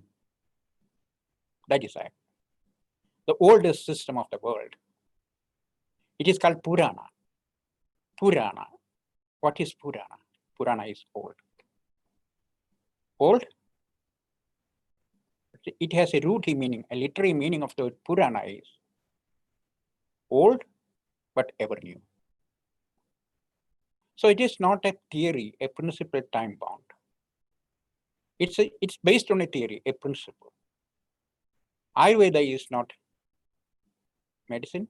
Ayurveda is not herbs. Ayurveda is not minerals. Ayurveda is a bundle of principles. Principle related to an individual, then connecting into the nature or the universe. This principle is applied all the time. No question of the yugas or anything. It's a human principle, and that principle is applied where you take or you cover up all your surroundings in which neems are there, or trees are there, or plants are there, vegetables are there, all together that you survive. And the principle of the herbs are not changing. Bala is Vadhara. When? All the time. Always Bala is Vadhara. Today and tomorrow the Bala is Vadhara. Drasha is Pittahara. Milk is Virajana. So these things are not at all changing at all. So it's a science forever. So it's a science of the science, I would say. And there'll be a time that the science would accept it. Or it should happen because the truth will be accepted at some point of time. And the time is not very far. Because the modern medicine is also evolving and developing rapidly. So there will be a time that both comes together and unites. once they started also accepting all the different aspects like the gross, all the subtle aspects and other energy aspects in life. So with these words, I conclude and thank you.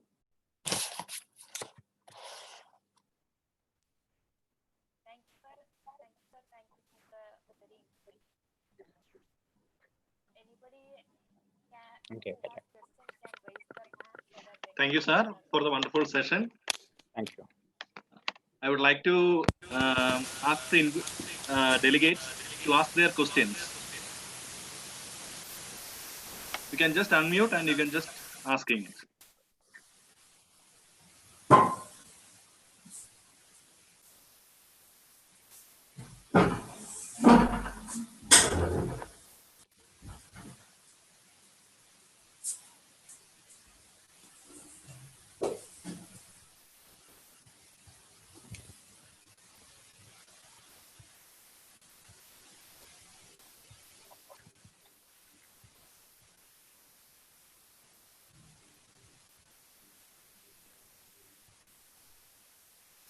Sir, shall I read some questions to you that is coming in the chat? Okay. Sir, one question is that, can Tantra be used actively in Jara?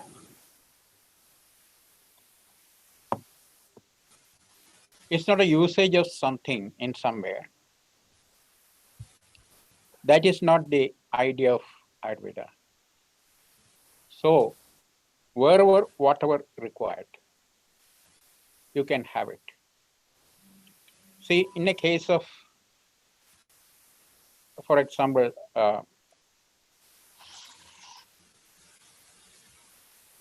case of Adisara, you cannot use a Virechana.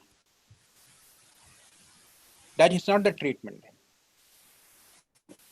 The appropriate treatment that you have to choose, because Ayurveda has got a lot of accuracy.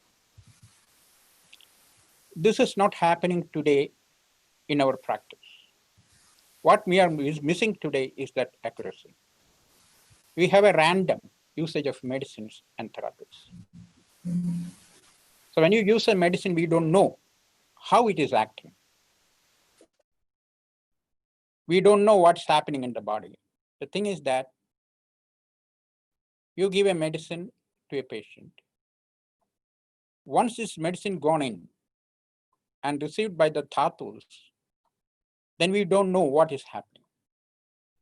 But we got an idea of what is happening there and an accuracy because you know the principle of the dhatus. That's why we know that. So we should have a clear understanding of which dhatu the dosha kopa is. And what is the specific treatment for that condition. So if you know clearly that, then you have to decide whether this tantra can be used in Jura. It's a practice, you can have it. So Panchakarma is used wherever Panchakarma is actually required. And you use the Samana treatment where it is required. And use the Tantra treatment where it is required.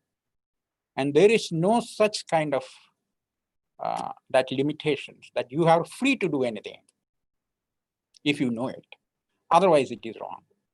But even in a condition that you give medicines in a random basis, there are a lot of mistakes happening. But being herbal, and also these herbs normally protect and not doing much disturbance to you, that you are saved. Otherwise, if these things are chemical medicines, if you don't have accuracy, then you will know rightly what's happening. So you can definitely use the tantras in the practices if you know where the tantra to be used. So what kind of tantra to be used?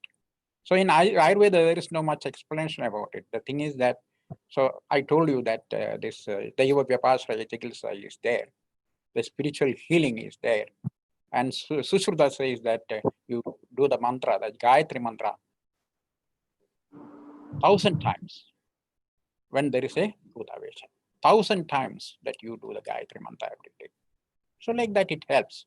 You know that I remember some cases in which that a fever, kind of Sanivadiya Jura, where the father had no money and had no medicines to buy, he had no money to buy the medicines. So he just believed that the mantra can save. If your sankalpa is strong, it would work. And he put his palms on the head of his son, and he started chanting the mantra, the Panchakshari. Gradually, this temperature subsided with the Panchakshari mantra. That's the power of mantra. So mantra is there, tantra is there. All these are part of this science. But for your easy access, that you have a system, and that system is your Shastra. And you have the flexibility to go anywhere, but along with your principles. Don't just jump into something, take a tantra for this, and that's not the way. Even your tantra, your mantra can have a dosha balance, make a dosha balance and a dosha imbalance, depending on how you do it. Okay? So of course you can use it.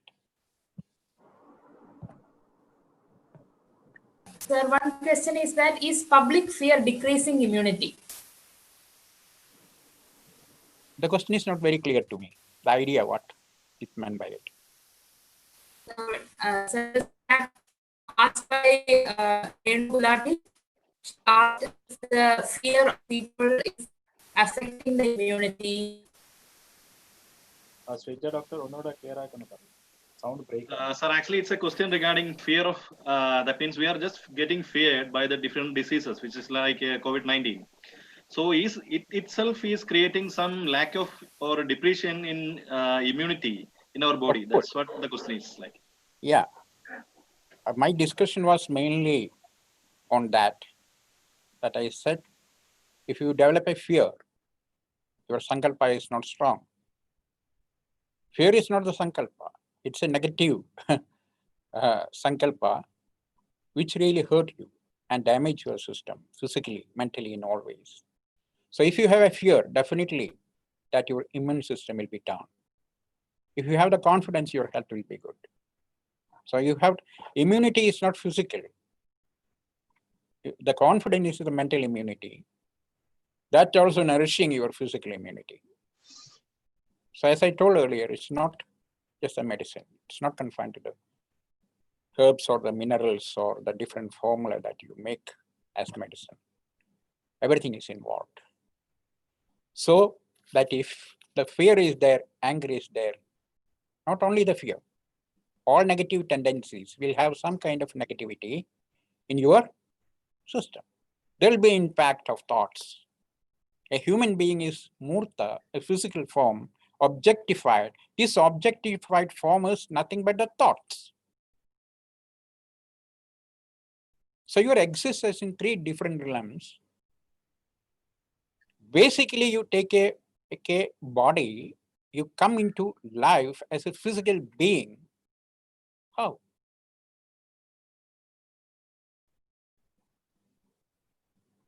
How it's coming?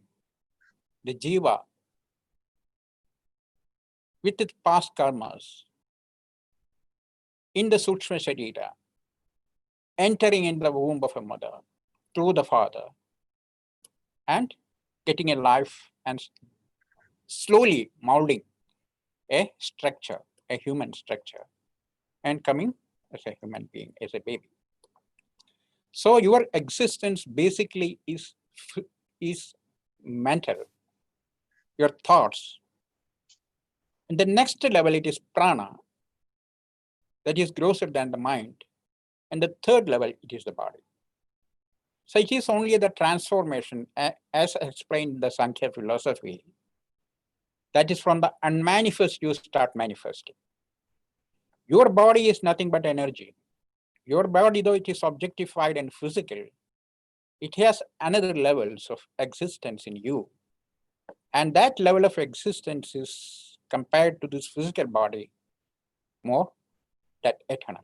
That means when you die, only you leave the physical body. You are still that adivahika sharira, the sukshma sharira, along with all your paramanus existing. In the tanmatra form, it is existing. You are still there. with your mind with all this, but in a form which is not active, or not having kind of active. Once you come into the physical body, then your karma starts. When the karma is not there, you are there in a dormant stage, where your physical activities are not there, because you are not physical. So you have different levels of existence. One is the physical level of existence. Okay, so the mind is manifesting into prana, and prana is manifesting into the body. So body is nothing but the bundle of thoughts. And the mind again rests into the self. So like that, there is a connection. It's a unified. I told that there's a unified and diversified understanding all the time. So it is unified and diversified. So you have the body, you have the mind, you have the prana, but all together, this is one. One energy is working into all this. That's the idea. Okay. Is it clear or not? Yes, sir, it's very clear. Hmm. Sir, there is one question. What is the reference of the sutra Mrityu Kalpam Jwaram Nayet? Not Mrityukalpam Jaram Nayet, Mrityukalpam Jaram Haret. There is a particular yoga in Sahasra Yoga, Ekashayam Darunagara, starting from that in the Jada Chikitsa, in which it is very clearly said in the Phalashruti, and you call the Phalashruti the benefits of the, or the action of the medicine. It's very clearly said, Mrityukalpam Jaram Haret. It's not just destroying or curing the jara. The jara that is fatal, that causing death. Such powerful medicine it is. So Okay, that's sir. actually in this COVID-19, it is very relevant. So you have to search and find out. As I told that when you search this your karmas in the Vedas and find out what karma causing you this problem and also the remedies for that, sort of spiritually healing. Like that, you have to do the same kind of research. This is the kind of research we have to do, not the scientific research. We have to do the research in the scriptures and explore it and find out the possibilities. If, as I looked into it, if you look, you will also get something more than what I get. So it depends upon your ideas, the way that you are working in it. It should be very innovative all the time. Most people, after learning the book, they just forget the books. And they don't have the practice that books are not, the scriptures are not helping. Because it is with the pharmacy, with the medicine and prescribing, the patient is coming, that's all. Every day, it should be a sadhana. You should not have a break. The whole life, it should be a continuous process of learning. So if you do like that, explore, you will find out more such yogas. So people ask me, what's the yoga, what is the medicine normally, what can you give in COVID medicine, COVID-19? These are the questions normally asked. But why asking me? You can do it yourself and get into this subject and go and explore. You will find out. So there is no question of the medicine here, because Jagatyevam Anaushadham, the entire universe, everything, each and everything has got medicinal value if you know it, how to use it. Okay, sir. Okay. Thank you, sir. Sir, there is a question from Dr. Guru Prasad. Can you please give one or two examples of the Chikitsa? I told one thing because, as I told, it depends many things, Instead of Dogam Adu Paricheda Tadanandaram Aushadham. First you have to diagnose, and after that you have to put the medicine. It's not preparing the medicine and going for diagnosing. Okay. So I told already that I had an experience of the Kushta Chikitsa, in which that Surya Namaskar practice was done. And this was done with a mantra of Gayatri, and that is the mantra of Sun God. That is a kind of worship to the Sun God. And also there are 12 mantras for in worshipping the Sun God, like Om Suryaya Nama, Om Bhaskaraya Nama, like that 12 mantras are there. And his treatment was not just doing the namaskar. There is another practice in yoga, which is called a mudra. Sahajoli mudra. There is a mudra like that. In Sahajoli mudra, that you apply ashes, cow dung ash on your body, mixing well with gomutra, and make a paste and apply on the body. You know the effect of the ashes. It drains water from the body. Why do you put vibhuti on the forehead? It has a ritualistic aspect as well as physical aspect. The physical aspect, it drains the kapha from your body. And when you put the chandra, is the other way, that is sandal. So one is cold, other is hot. One is kapahara, the other is pitahara, like that you have. So this person, I use this, that cow dung ash, vibhuti, along with gomutra, smearing the whole body. It was not actually kushta, a variety of kushta, which is called shvitra. This leukoderma, that was the case. So he did this for a few days, facing to the sun. First, what happened is, I think in the first 6 months, his skin texture changed to dark. Then he was complaining to me that I am getting darker and darker each day when I do that. And there had no such improvement in that shvitra. But I put him into intense practice and asked him to continue. He did it. And again continued slowly, that his skin texture started changing. And gradually it changed to somewhat the copper color, And that time, slowly, that white patches started receding. Then again he continued. I think maybe in 2 years of time, that all the patches have gone, totally disappeared. And his skin texture came to not the original texture of the skin, much more than that. Very brilliant like gold. So such kind of effect is there. So like that you can have also the rituals that in many skin diseases I know that treating right now something that is kind of skin disease. And it was diagnosed in a different way. And the person who was my patient was a doctor, an allopathic doctor. And this doctor came with white patches on the whole body. And in the first appearance, it looks like shvitra. But I realized that it is not shvitra.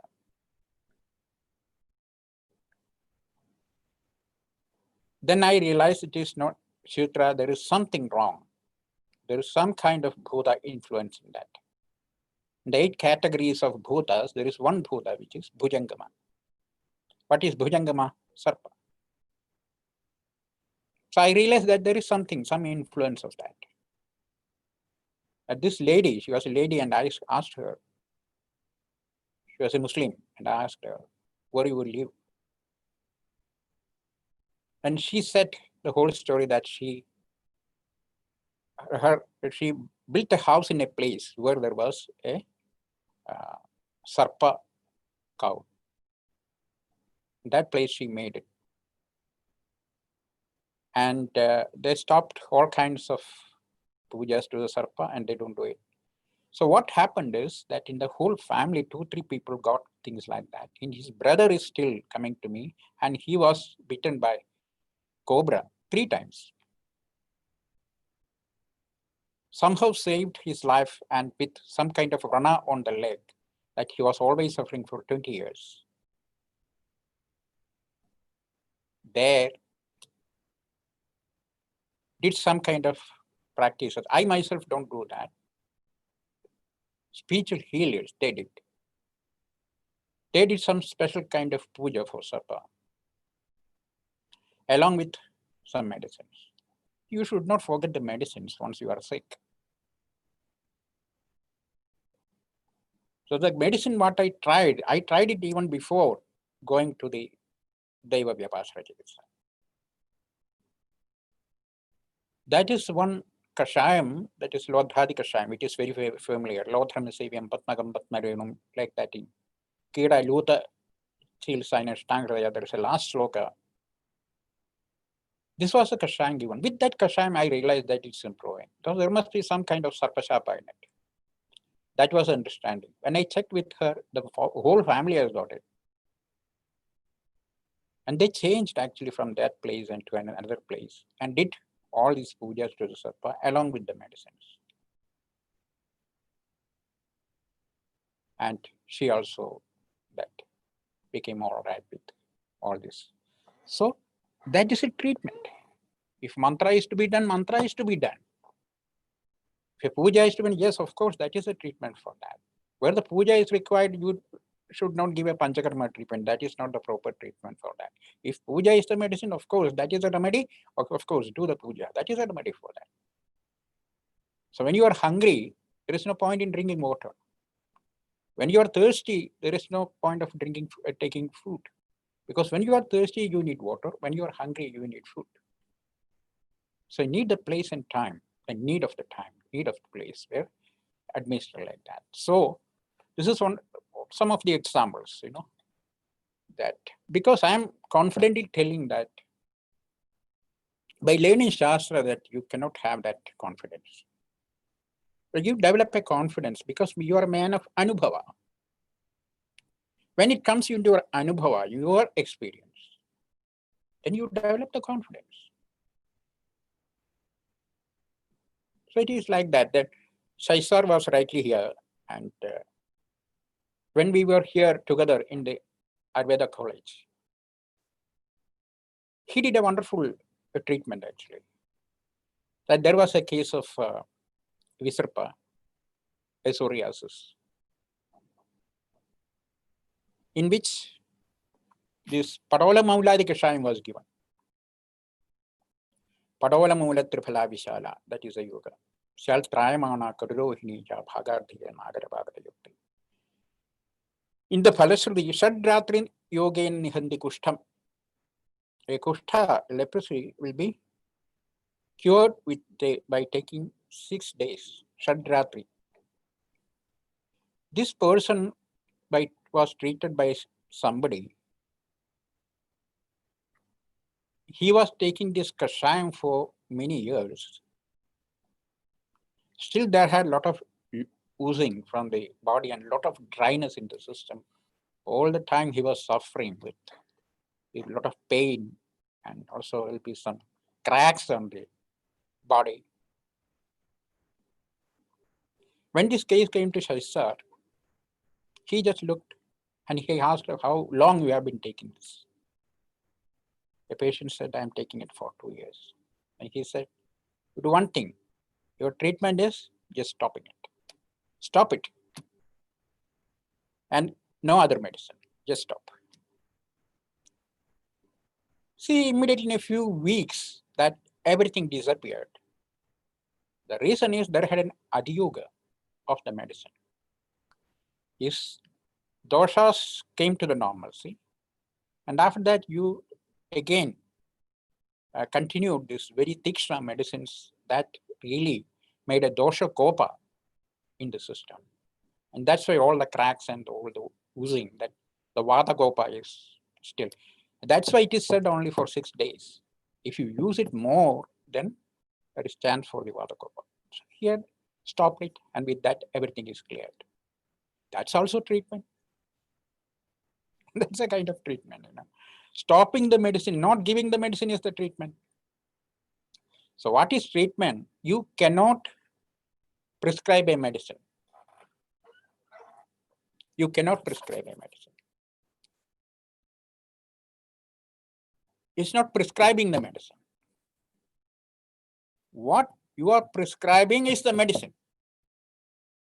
You cannot prescribe a medicine. What you prescribe is a medicine. It should be in that way. So for that, you need a lot of vision and also experience and much dedicated and explore. And also the Kshatirtha Shastrartha. If you are really a person of that kind with all the characteristics of a Vaidya, then of course you can. So you should not see the whole thing with a suspicious mind, okay? With faith. That's why Acharya said, mantra valsam prayog. Use like a mantra. So much confidence in the mantra, you say, still we suspect the mantra. You can use this Shastra like a mantra. In mantra, you don't need to know what the meaning of the mantra is. You need only to do the japa of it. So one person once came to my guru and he got a prescription. And he asked the relevance of chanting Gayatri mantra. If you don't know the meaning of the mantra, why do you chant it? What is the benefit of doing it if you don't know what you are doing? Then he said that I have prescribed medicine for you with many ingredients. You need to take it. What is the benefit by knowing what are the ingredients in it? Whether it makes a difference in the effect, in the benefits of it, once you take it. Even without knowing it, if you take, it will work. In the same way, it will work when you know about it. So in mantra, it's not the meaning. It is Shabda Shastra, the vibration of the mantra. And that is powerful, the energy, the vibration of the mantra. And that really works. So you don't need to know the meaning of the mantra. You need to chant it. It is not for the meaning, it's for chanting. The Shabda is powerful, not the meaning of the Shabda. So there's a special way of that intonation of the mantras like that.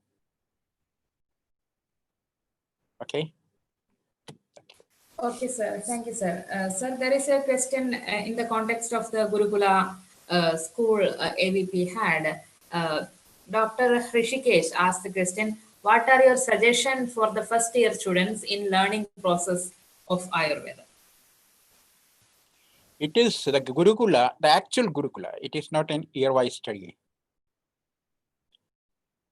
Once you are in the structure, you should not make very rigid structure for that studies.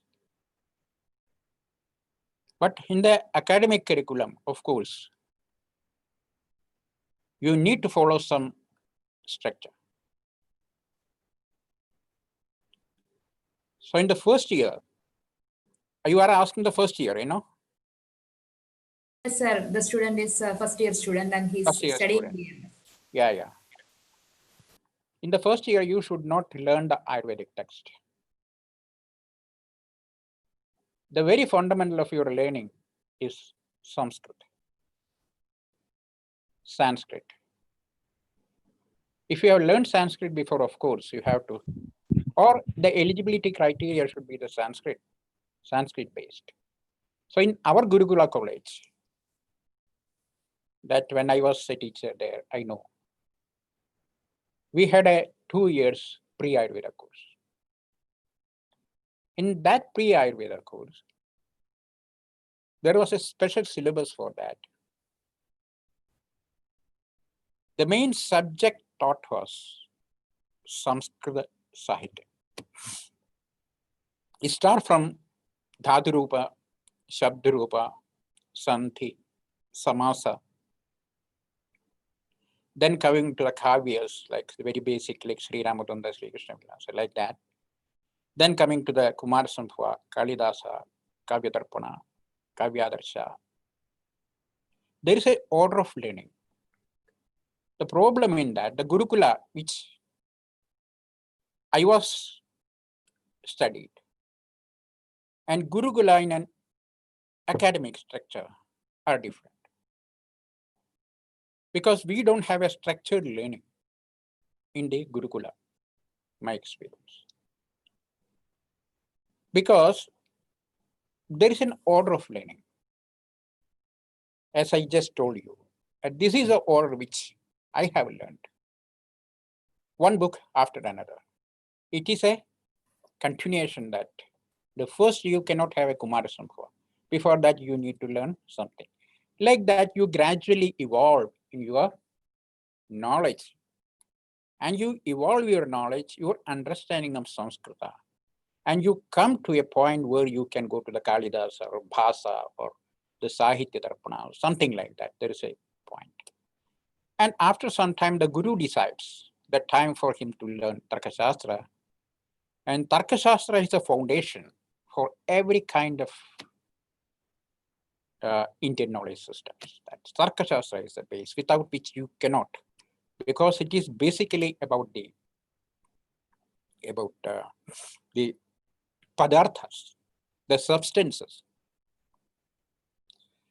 What are the padarthas? Even Atma is a padartha for them. So they make a study and thorough study and assessment of everything.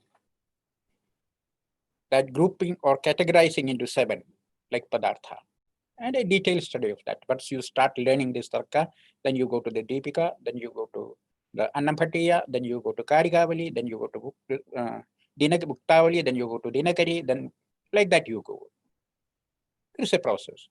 When you come to the Vyagrana, then you have another set of learning, like the Kaumudi first, like Siddhanta Kaumudi. Then you go to the Siddhanta Kaumudi, you go to the Shekhara, Paribhasha into Shekhara. Like there is a process of learning. So each one has a process in which different books are allotted in a way. At the same time, you will not be having 2 books of the same subject. But in the academic career, that you need several books and several subjects at the same time. And you can only structure in that way, because it's in the academic context. Because there is another sphere or thing that controlling, there are certain stipulated rules and rigidity in it that comes in. So in the first year, normally that you can have this Sanskrit as a main subject. So that you can have this Dhaturupa, Shabdarupa, Sandhi, Samasa, then Sri Ramatunda, Sri Krishna Vilasa, then some Kumara Sambhava. At least to a level that you have to develop, that you will be able to read and understand and make an Anvaya and Artha. To that level you can. But I think that in 1 year you cannot get it. You need 2 years for that. Minimum 2 years to make an Anvayartha of a shloka and just to understand a shloka. Today, this is a big problem in the Ayurvedic studies, that I told you earlier that nobody is opening the book after their studies. The main reason is Grantha Bhayam. You develop a kind of fear to that Grantha. This Grantha Bhaya is actually that the language is not familiar for you. So you lose all the possibilities. See, in Malayalam, how many books are there? Chikitsitam, like that. Sahasra Yuga. So many books are there. In Hindi, how many books are there? In Marathi, in Gujarati, in all Indian languages, you have plenty of books. And you can learn all these books. But if you don't know any of these languages, one who is coming from that background of English medium studies and coming to that, not even the regional language, not familiar with. So they are completely losing the opportunity of learning that rich subject in many different languages and different interpretations. And once you come here, and this is the language Sanskrit, I mean, it's all the Samhitas. Then you go to the Samhita, you don't understand, because it is totally a different language which you are not at all familiar with. So what you do, you close and again go back to that translations in English. I have gone through many of the translations which I am not satisfied at all, any of the English translation. Because in our languages, there is some kind of, the knowledge is not in words. The knowledge is an expression. So that in Sanskrit, the words are expressive, self-expressive, because there is a root meaning for that. The word kada itself make it clear what it is meant by it. It's not a pot. What the pot is. That's the difference. It is not denoting the pot by the word kada. What the pot is. So this idea is not reflected in the mind of a student when you learn it in English, that it is not a word expressive. So that is one part of it, that it's not expressive. So the right, true form, true tenets of the scriptures are not conveyed to the students if you don't have the language. The Sanskrit is not there, regional languages are not there, only in English. And you think that, oh, it is something great that if you know English. No, not at all. So this kind of rigidity not happening in it. So the first year Sanskrit, just Sanskrit. And you cannot even go to the level of Lakhu Kaumudi in it. That you can have in the second year. So it is much easier if you learn. If you take 5 years of learning Sanskrit, I don't think there is anything wrong in it, because it is good. If you learn 5 years, then for learning the Ayurveda, you need only few time, only within 2 years that you can learn Ayurveda completely with all the way. Because once you start reading, you will understand the things, because you know the language already. So the learning process is much easier then. So why can't you spend time for that to make a foundation for you? Once you have the foundation, you can build. If you don't have the foundation, you cannot make a structure on that. The lifelong, you cannot make a structure, totally confused. So if you take 5 years for that, no problem. You can have 5 years, then it is much easier. And your course structure, the duration of the course, you can finish in the right time. Okay, thank you. Thank you, sir. Dr. Ramya will ask a question now. Namaskaram, sir. Myself, Dr. Ramya. So, I have a question regarding Buddhi and Manas, sir. I would like to have a clarity on, according to Ayurveda,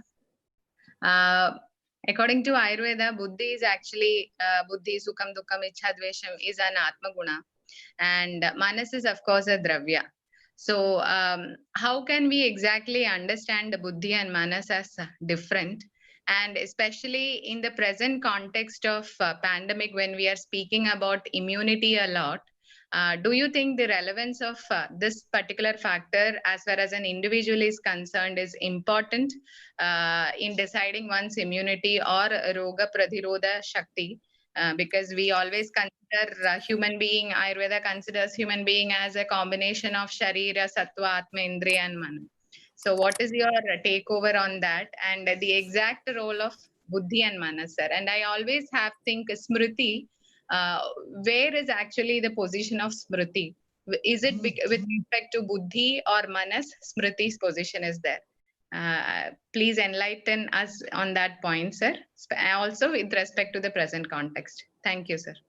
रूपरसगंध स्पर्श संख्या परिमाण पृथक् संयोग विभाग वरत्वावरत्व गुरुत्व द्रवत्व स्नेह शब्द बुद्धि सुख दुखे छद्वेष प्रयत्न धर्माधर्म संस्काराः चतुर्विंशति गुणाः. So in Tarka Sangraha it is very clearly mentioned buddhi is a guna, not a drivya. It is one among the 24 gunas. Okay. When you come to the point of manas, manas is a drivya.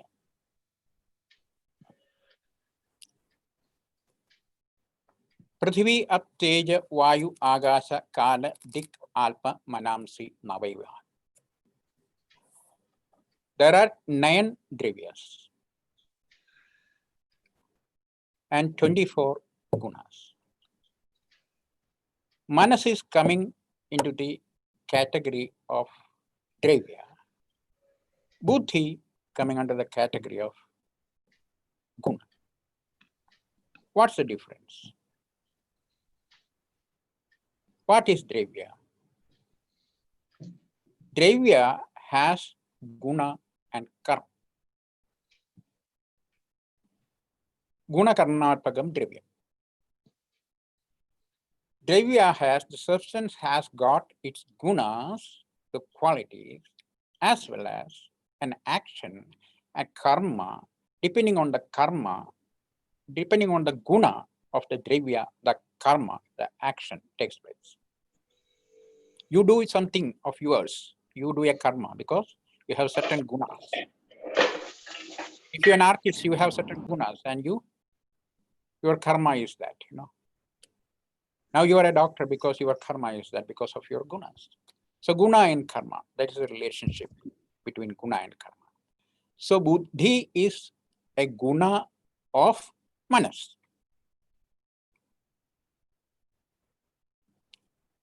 And you cannot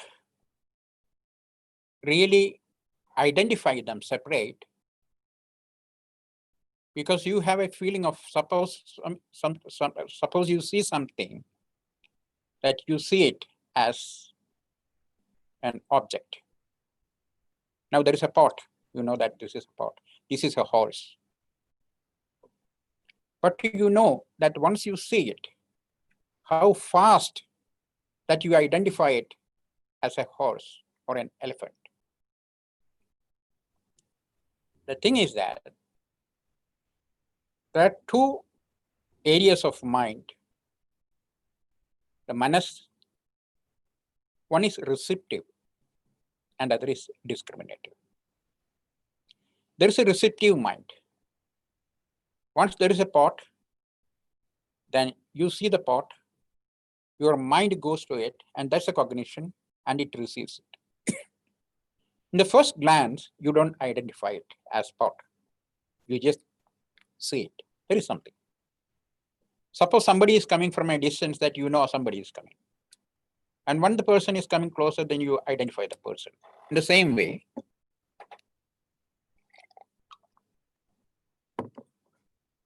you identify something. So this information, that's an object is there.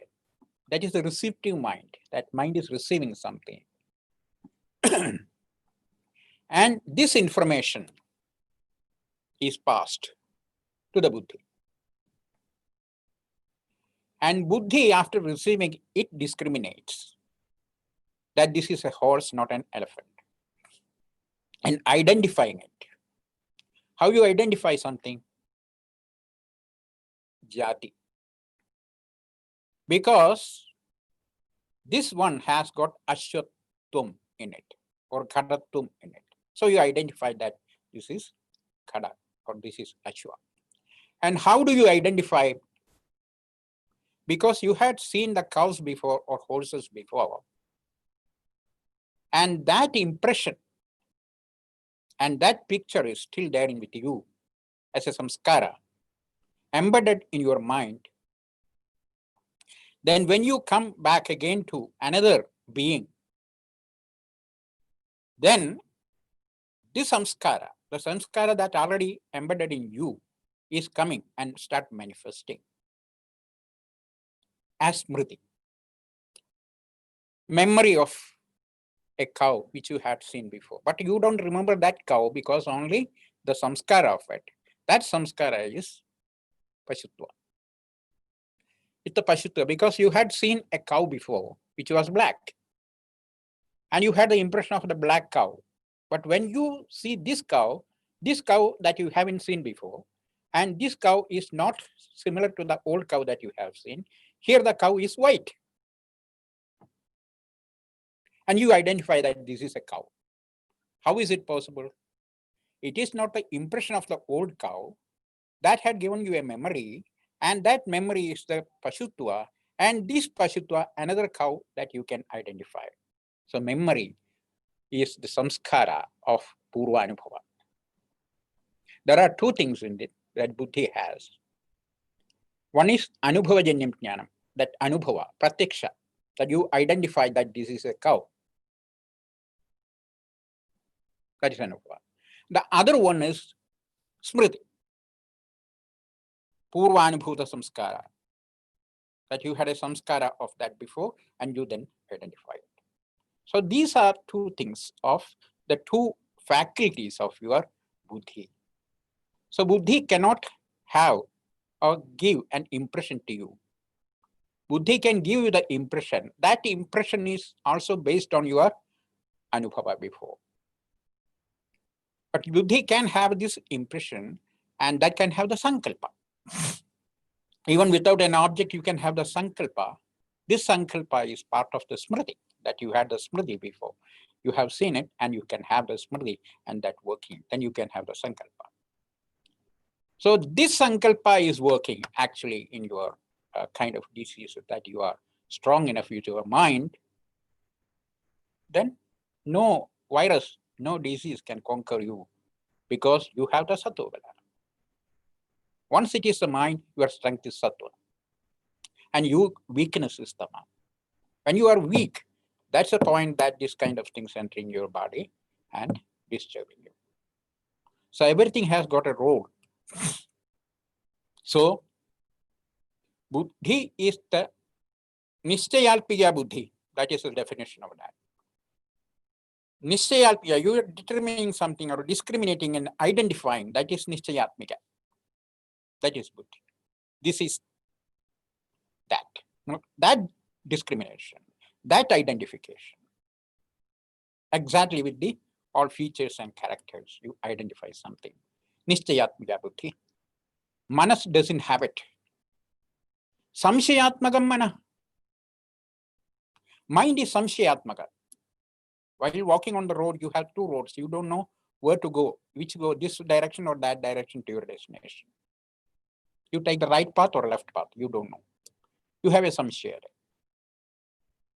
So once you see that a piece of rope on the way, then immediately you get kind of fear that it resembles a snake. So you get a fear that, oh, this is snake. What happens to you? You are sick. You are sick. You are mentally sick because you got a fear. Then immediately you identify, your buddhi identify, no, this is a mind telling you that this is rope, it is not. You identify it. After seeing it again, you identify, no, this is not rope, this is not snake, and this is rope. Then your fear is gone. So where the fear comes,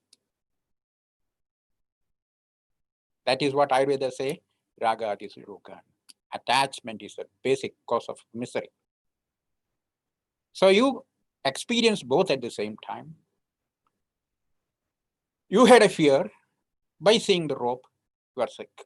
Next moment, you say, because you are confident now, this is not snake, this won't bite me anymore because this is a rope. Then you are healthy. And the same thing you imply. And with this perception, you have to see the things and view it. But not only in diseases, in all walks of your life. Okay, thank you. Sir, one clarification, sir. You told buddhi as a guna of manas when you were mentioning. In Charaka Samhita, sukham dukkam ichhadvesham buddhi prayatnam chetana, these become gunas of atma as mentioned in Charaka Sharira. And chindim vichare muhyam deyam sankalpam evacha yatkinchit nyeyo, that is karma of manas. So can buddhi be considered as guna of manas or guna of atma? This question is with respect to understanding the pathophysiology of some neurodegenerative diseases also, sir, wherein there is like Parkinson's, Alzheimer's and all, wherein there is a problem with the buddhi as well as we see manas being affected. See, So, this what I explained, this way I explained to you. But the thing is that this is only for the understanding of what buddhi, how buddhi is separate from this manas. But always there is no separate functioning. They are always together. You don't have it separate, like Prakriti and Purusha. A dual principle always together. When they are separate, never. And without this Purusha, how the Prakriti survives? No, Prakriti doesn't survive. And that is a principle actually in the Sankhya, And Sankhyas believe that Prakriti Purusha, both are existing, and that is the Dvaita, the dual principle. Okay. From which the Advaita that really evolved.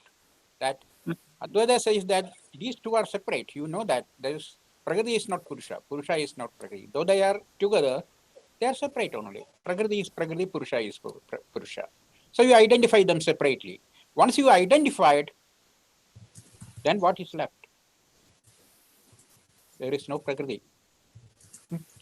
There is no Prakriti. Only one remains. And the other one getting dissolved in it. So it is just one. Similarly, that you don't have the two aspects separately, they have are always together. For your understanding that you say that they are together, but separate, but in the action, in the practical life, that it's always together, always together. You cannot have that discrimination of this is buddhi and this is,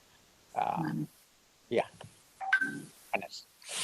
Okay, sir. So we can manipulate buddhi through manas. Manas is an instrument wherein we can manipulate gunas like buddhi and smriti, which is again a part of buddhi, which actually have a dimension beyond manas, somewhere near to chetana or atma, like that. If that is the understanding, it will not be. Sleep. Even in sleep, your buddhi is there. Though you are not aware of any kind of object. Even your physical presence when you are sleeping, you don't have your physical presence, don't feel it. No idea of that. Still, you know that once you are awake, you know what you know. Okay. That is because manas was working in. You know that Sukhamahama Dukkhamahama Swapsam. You have the 12 feelings that I slept well. Same time, you have the another feeling that I didn't sleep well.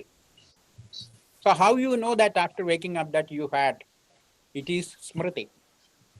Smriti of what? Smriti of your sapna.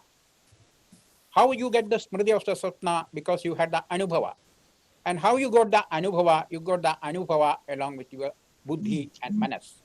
So manas got experienced it, and buddhi discriminated that it was sukha at that time. That you realize when you are awake, get up. So you got the anubhava and this thing that even in your sleep, they are always together. Right. Thank you, sir. Thank you. Dr. Ashrita, can you please ask your question? Hi. Namaste, sir. Namaste.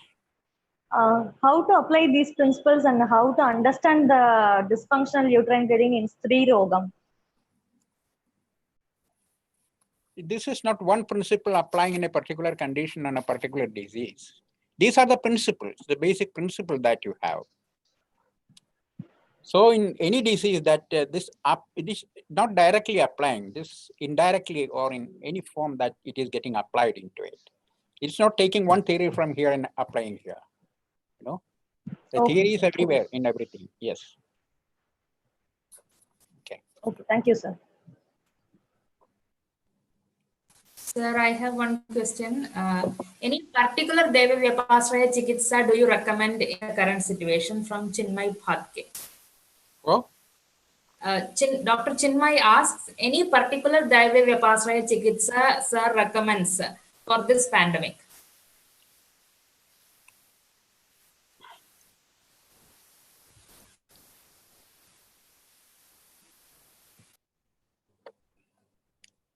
particular, yeah. Actually, I don't know what kind of this thing. There are certain things that you don't know also. There must be something.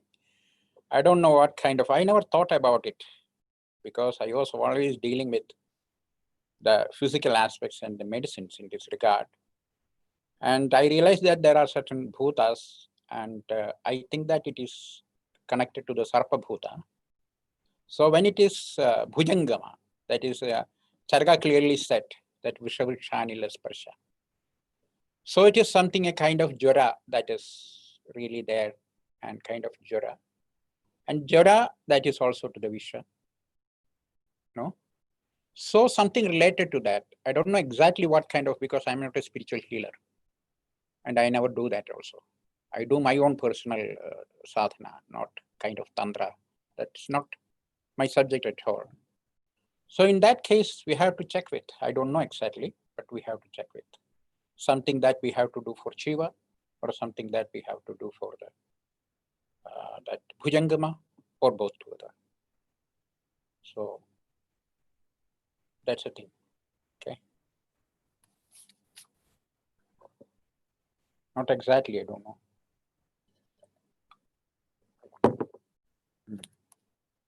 Any more? Sir, actually, there are a lot of questions. Okay. Yeah. Sir, there is a question. Is there any mantra a physician should chant who treats the patients of Kushta or Arshas? While treating the patient, you don't need to chant any mantra.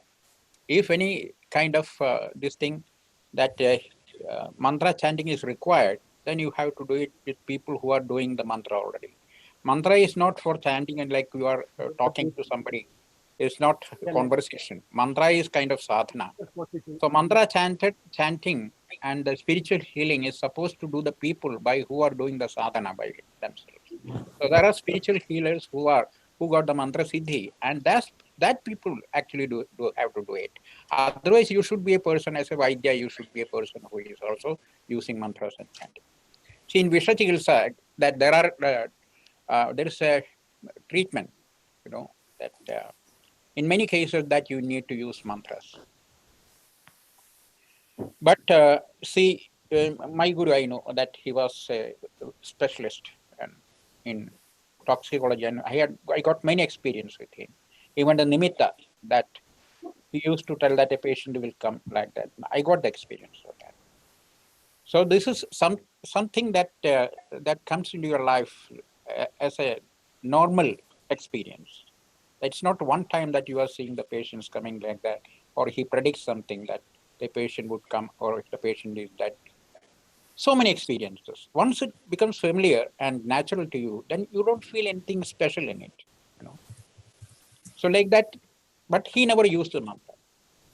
And also he said to me, don't use the mantras. There must be some reason for that. So I don't use any mantras for healing. If something required, I use medicine, that's all. And if anything is required, I that suggest and give the proper advice to go to such and such person and do it. So mantra is mantra sadhana. Mantra is not like you are singing something, or not like a poem that that you chant. It's not something to chant like that. Mantra is for sadhana. So there are people who got the Gayatri mantra, they do the sadhana. See, those who do the Gayatri daily, on a daily basis, that is part of Sandhyavatana, and get the Gayatri strong, then they are the people who are supposed to use the other mantras. If you don't have the Gayatri, of course you can use it, other mantras for yourself, not for healing purpose. So those who got, they are the practitioners of healing and practitioners of that sadhana, mantra sadhana. Mantra Shastra is a separate branch. Tantra it's a separate branch. And so you can have the access of all this and use for your Shastra whenever or wherever required.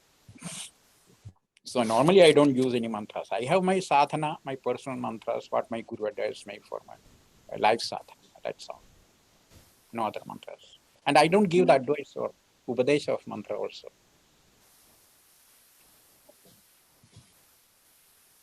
Okay. Thank you, sir. Sir, Dr. Vasuprada would ask a question now. Hello, namaste, sir. Yes. Sir, actually, I have two questions. First one is like we are treating patients like for patient the vyadi is like karmaja, like vyadi rupena badhyate, like purva janma kritam papam. So we are taking part in alleviating the papas, like the patient has to undergo the sufferings and we are alleviating those sufferings from them. So do we have some part in that, taking their papa with us? If yes, how can we relieve ourselves from that papa? Is that one question. Second question is that now there is a pandemic situation, and how can we protect our Garbini population from this thing and perform our Rakshogna karma in this situation, sir? Hmm. What is the first question? There are more questions. I not reflect on. The first question is what? Yes, about the karmas. Whether you imbibe the papa of others by doing a karma and alleviating their problems. Yes, Yes, that's sir. the first question. Yeah, that's the first question. See, what Ayurveda says, Kojit dharma, Kojit artha, Kojit yasha, Kojit karma bhyasa. So Chikitsa nasti nishphala. Chikitsa is not futile because it produces a lot of things, benefits for you. Kojit dharma. So by alleviating problems of somebody with your karmas, that you are not doing any adharma. If it was adharma, definitely this sloka would not come there. Kojit dharma. So you are what your that profession is a good karma. It is not an adharma. If you sleep your house and leave all the waste and leave it out, it is not you are receiving it. You are not receiving any dirt from the floor. You are not receiving it. You are taking all it and keep it away. So you are making it clean. Similarly, the papa karmas, all the impurities of others that you are not taking, you are only an instrument or a mediator in destroying the papas of that person. So you are not directly taking it, you are just removing their papas. Okay, so it is clearing all the papas from others. You are not absorbing any of that. And also it depends the way that you are doing. So if you are doing it for money, that is why Kojit Dharma, Kojit Artha. You get little of your Artha, that is in terms of rewards or money or whatever for your karma. It is said, Kojit Dharma, and you get little of Dharma. So what is the Artha? Artha is when this person feel that you have to get it as a donation or what you call a dakshina. And if you just doing it for money and indiscriminately and even doing in a bad way, you can also practice in a very bad way. Many people know that how to do it.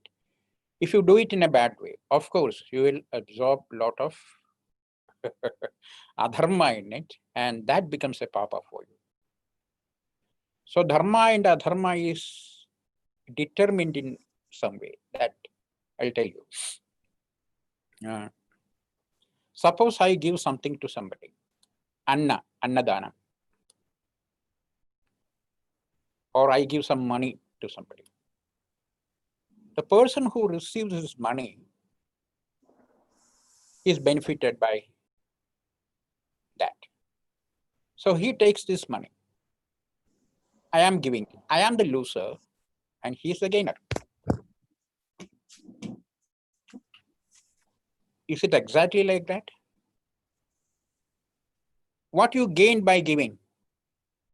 What you give, that you receive. So once you give something, you earn the merit of it.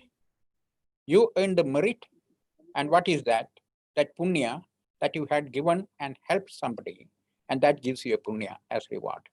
So in the monetary sense that you lose some money, but you gained a lot of punya by giving it. The person who received, he can utilize it in any form. He can have his meal with that. Then of course it is good. Then if he spend this money for taking liquor and drink alcohol, what punya he is gaining? It's a papa. So the person who received got the papa. The person who had given, he got a punya.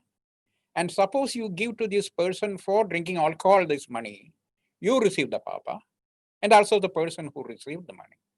So it depends upon the karma, the action, because it is an action decides whether it is right or wrong. So in Vasishtha Ramayana, there is a part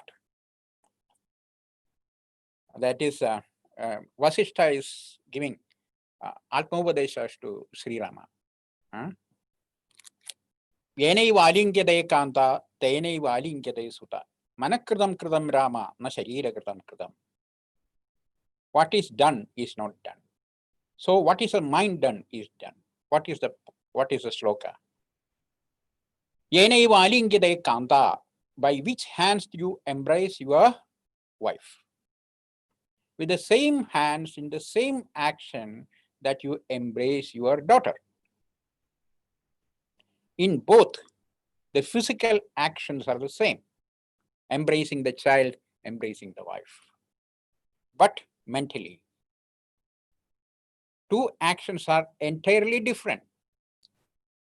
Your action with your wife and your action with your daughter, totally different. Manakritam kritam Rama. So what is done with the mind is done. Na shariram kritam kritam. Not done with the body. So both physically the same, but it appears differently. So in this way that we have to find out the dharma, what is dharma is more important. What is the action is not important. Whether the action is with dharma or not, whether it is a dharma or not, that is the point. And what you learn from Ayurveda is the entire Shastra, I realize that you are learning the Ayurveda dharma. What is the dharma? It's all everywhere. The dharma is exposed. This is the dharma, according to this is dharma. If you do the sadvrata, that is the dharma. You know, where you get sadvrata in Ayurveda, it's a part of the Dharma Shastra.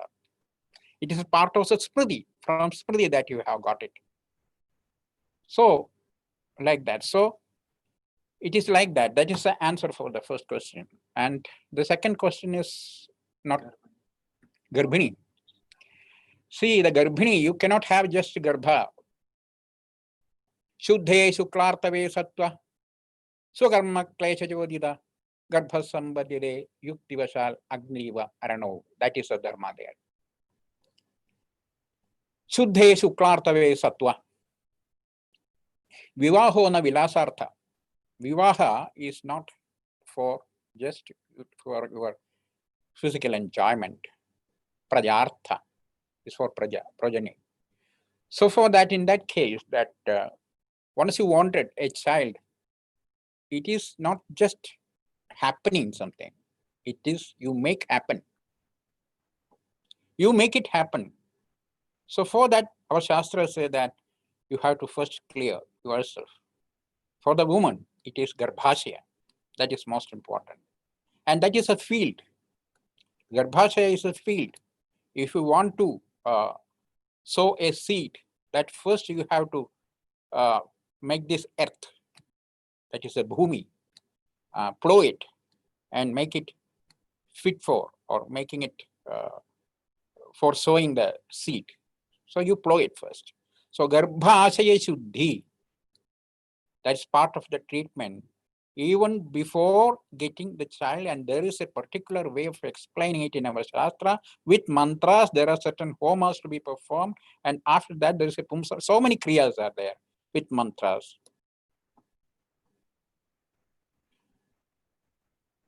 Om Ahu Ayurasi, there is a mantra like that. I don't remember it. See these mantras. So that kind of some kind of cleansing, a purification is done. And the same kind of things that to be done to the shukra of the male. So male and female, it's a sexual copulation. It's not a physical copulation, a biological copulation. You know. And it is something beyond that. It is some kind of sankalpa is there. That it is very much specified that you should have a sankalpa of what kind of praja that you have to get. The Mahapurusha, if you have a sankalpa of Mahapurusha at the time of sexual indulgence, then you get a child born like that. So everything is according to the sankalpa of you that reflected in as your child. So what kind of sankalpa you have? For that sankalpa, you should have that. You have a sankalpa that you have to get a good cultivation, that good crops from your field. For that, you plow it, and you get the best seed available, and also sow it, and also water it properly, and make it good. So you get the crops good. So in that way, we have first, not after getting into that garbha, and before that, we have to start with it. See, all these are the samskaras actually you have to follow.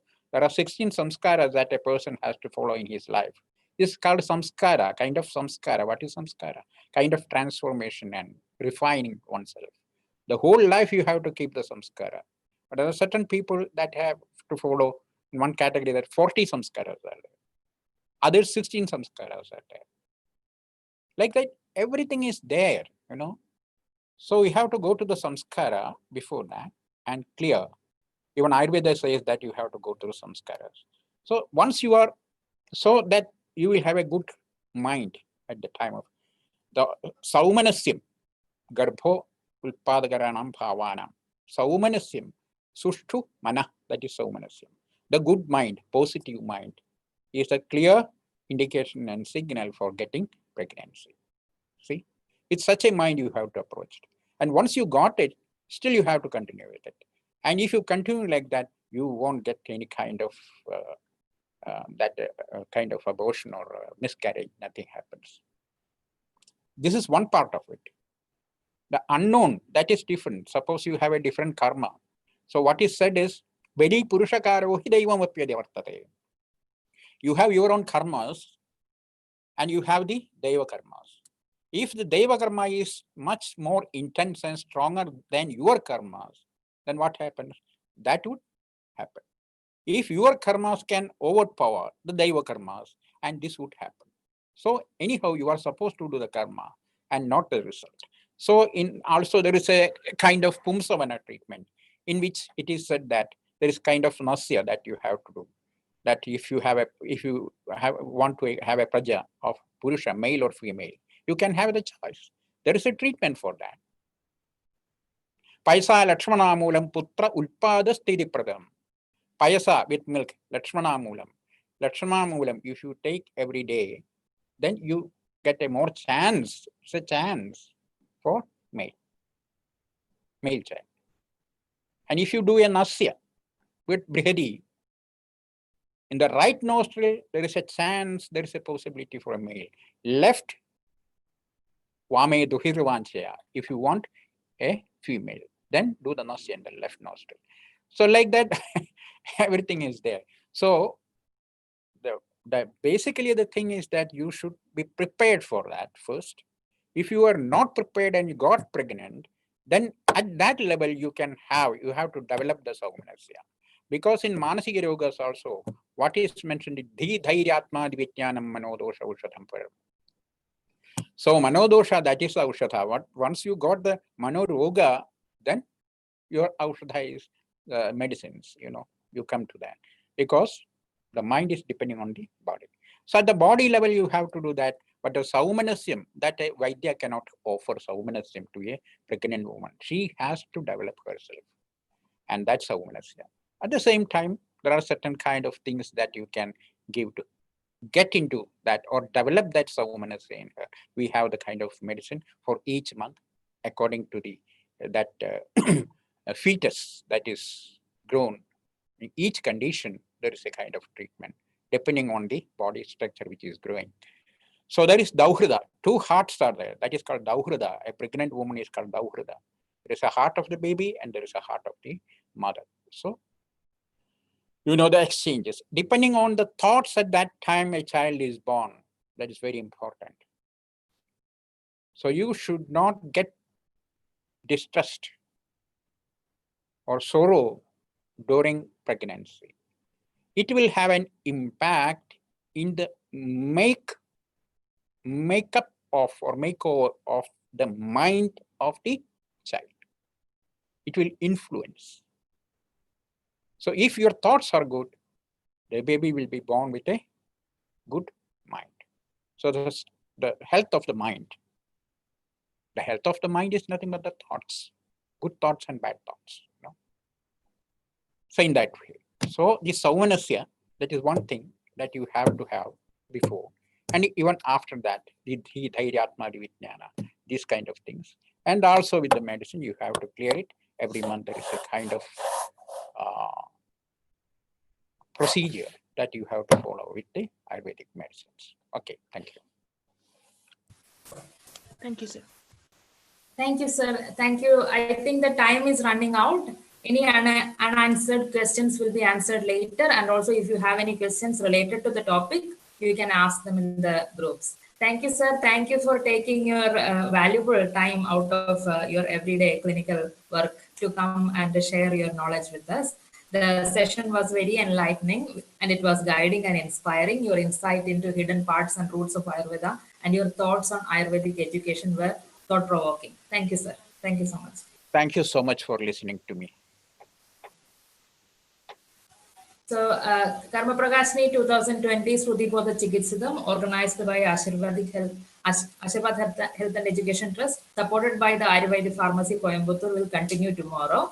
Tomorrow's session is by Dr. K.T. Jayakrishnan of Shanta Ayurveda Hospital, Chennai, on the topic Ayurvedic perspective of modern day Sankramika Rogas like COVID-19, reference to Janapadotum Saniyam. The session will start at 10 and the Zoom meeting room will open at 9:45 a.m. So please follow ACT Academy in the Facebook for the further program notifications, which will also feature other great acharyas of Ayurveda. Thank you for a wonderful session today. Thank you, everyone.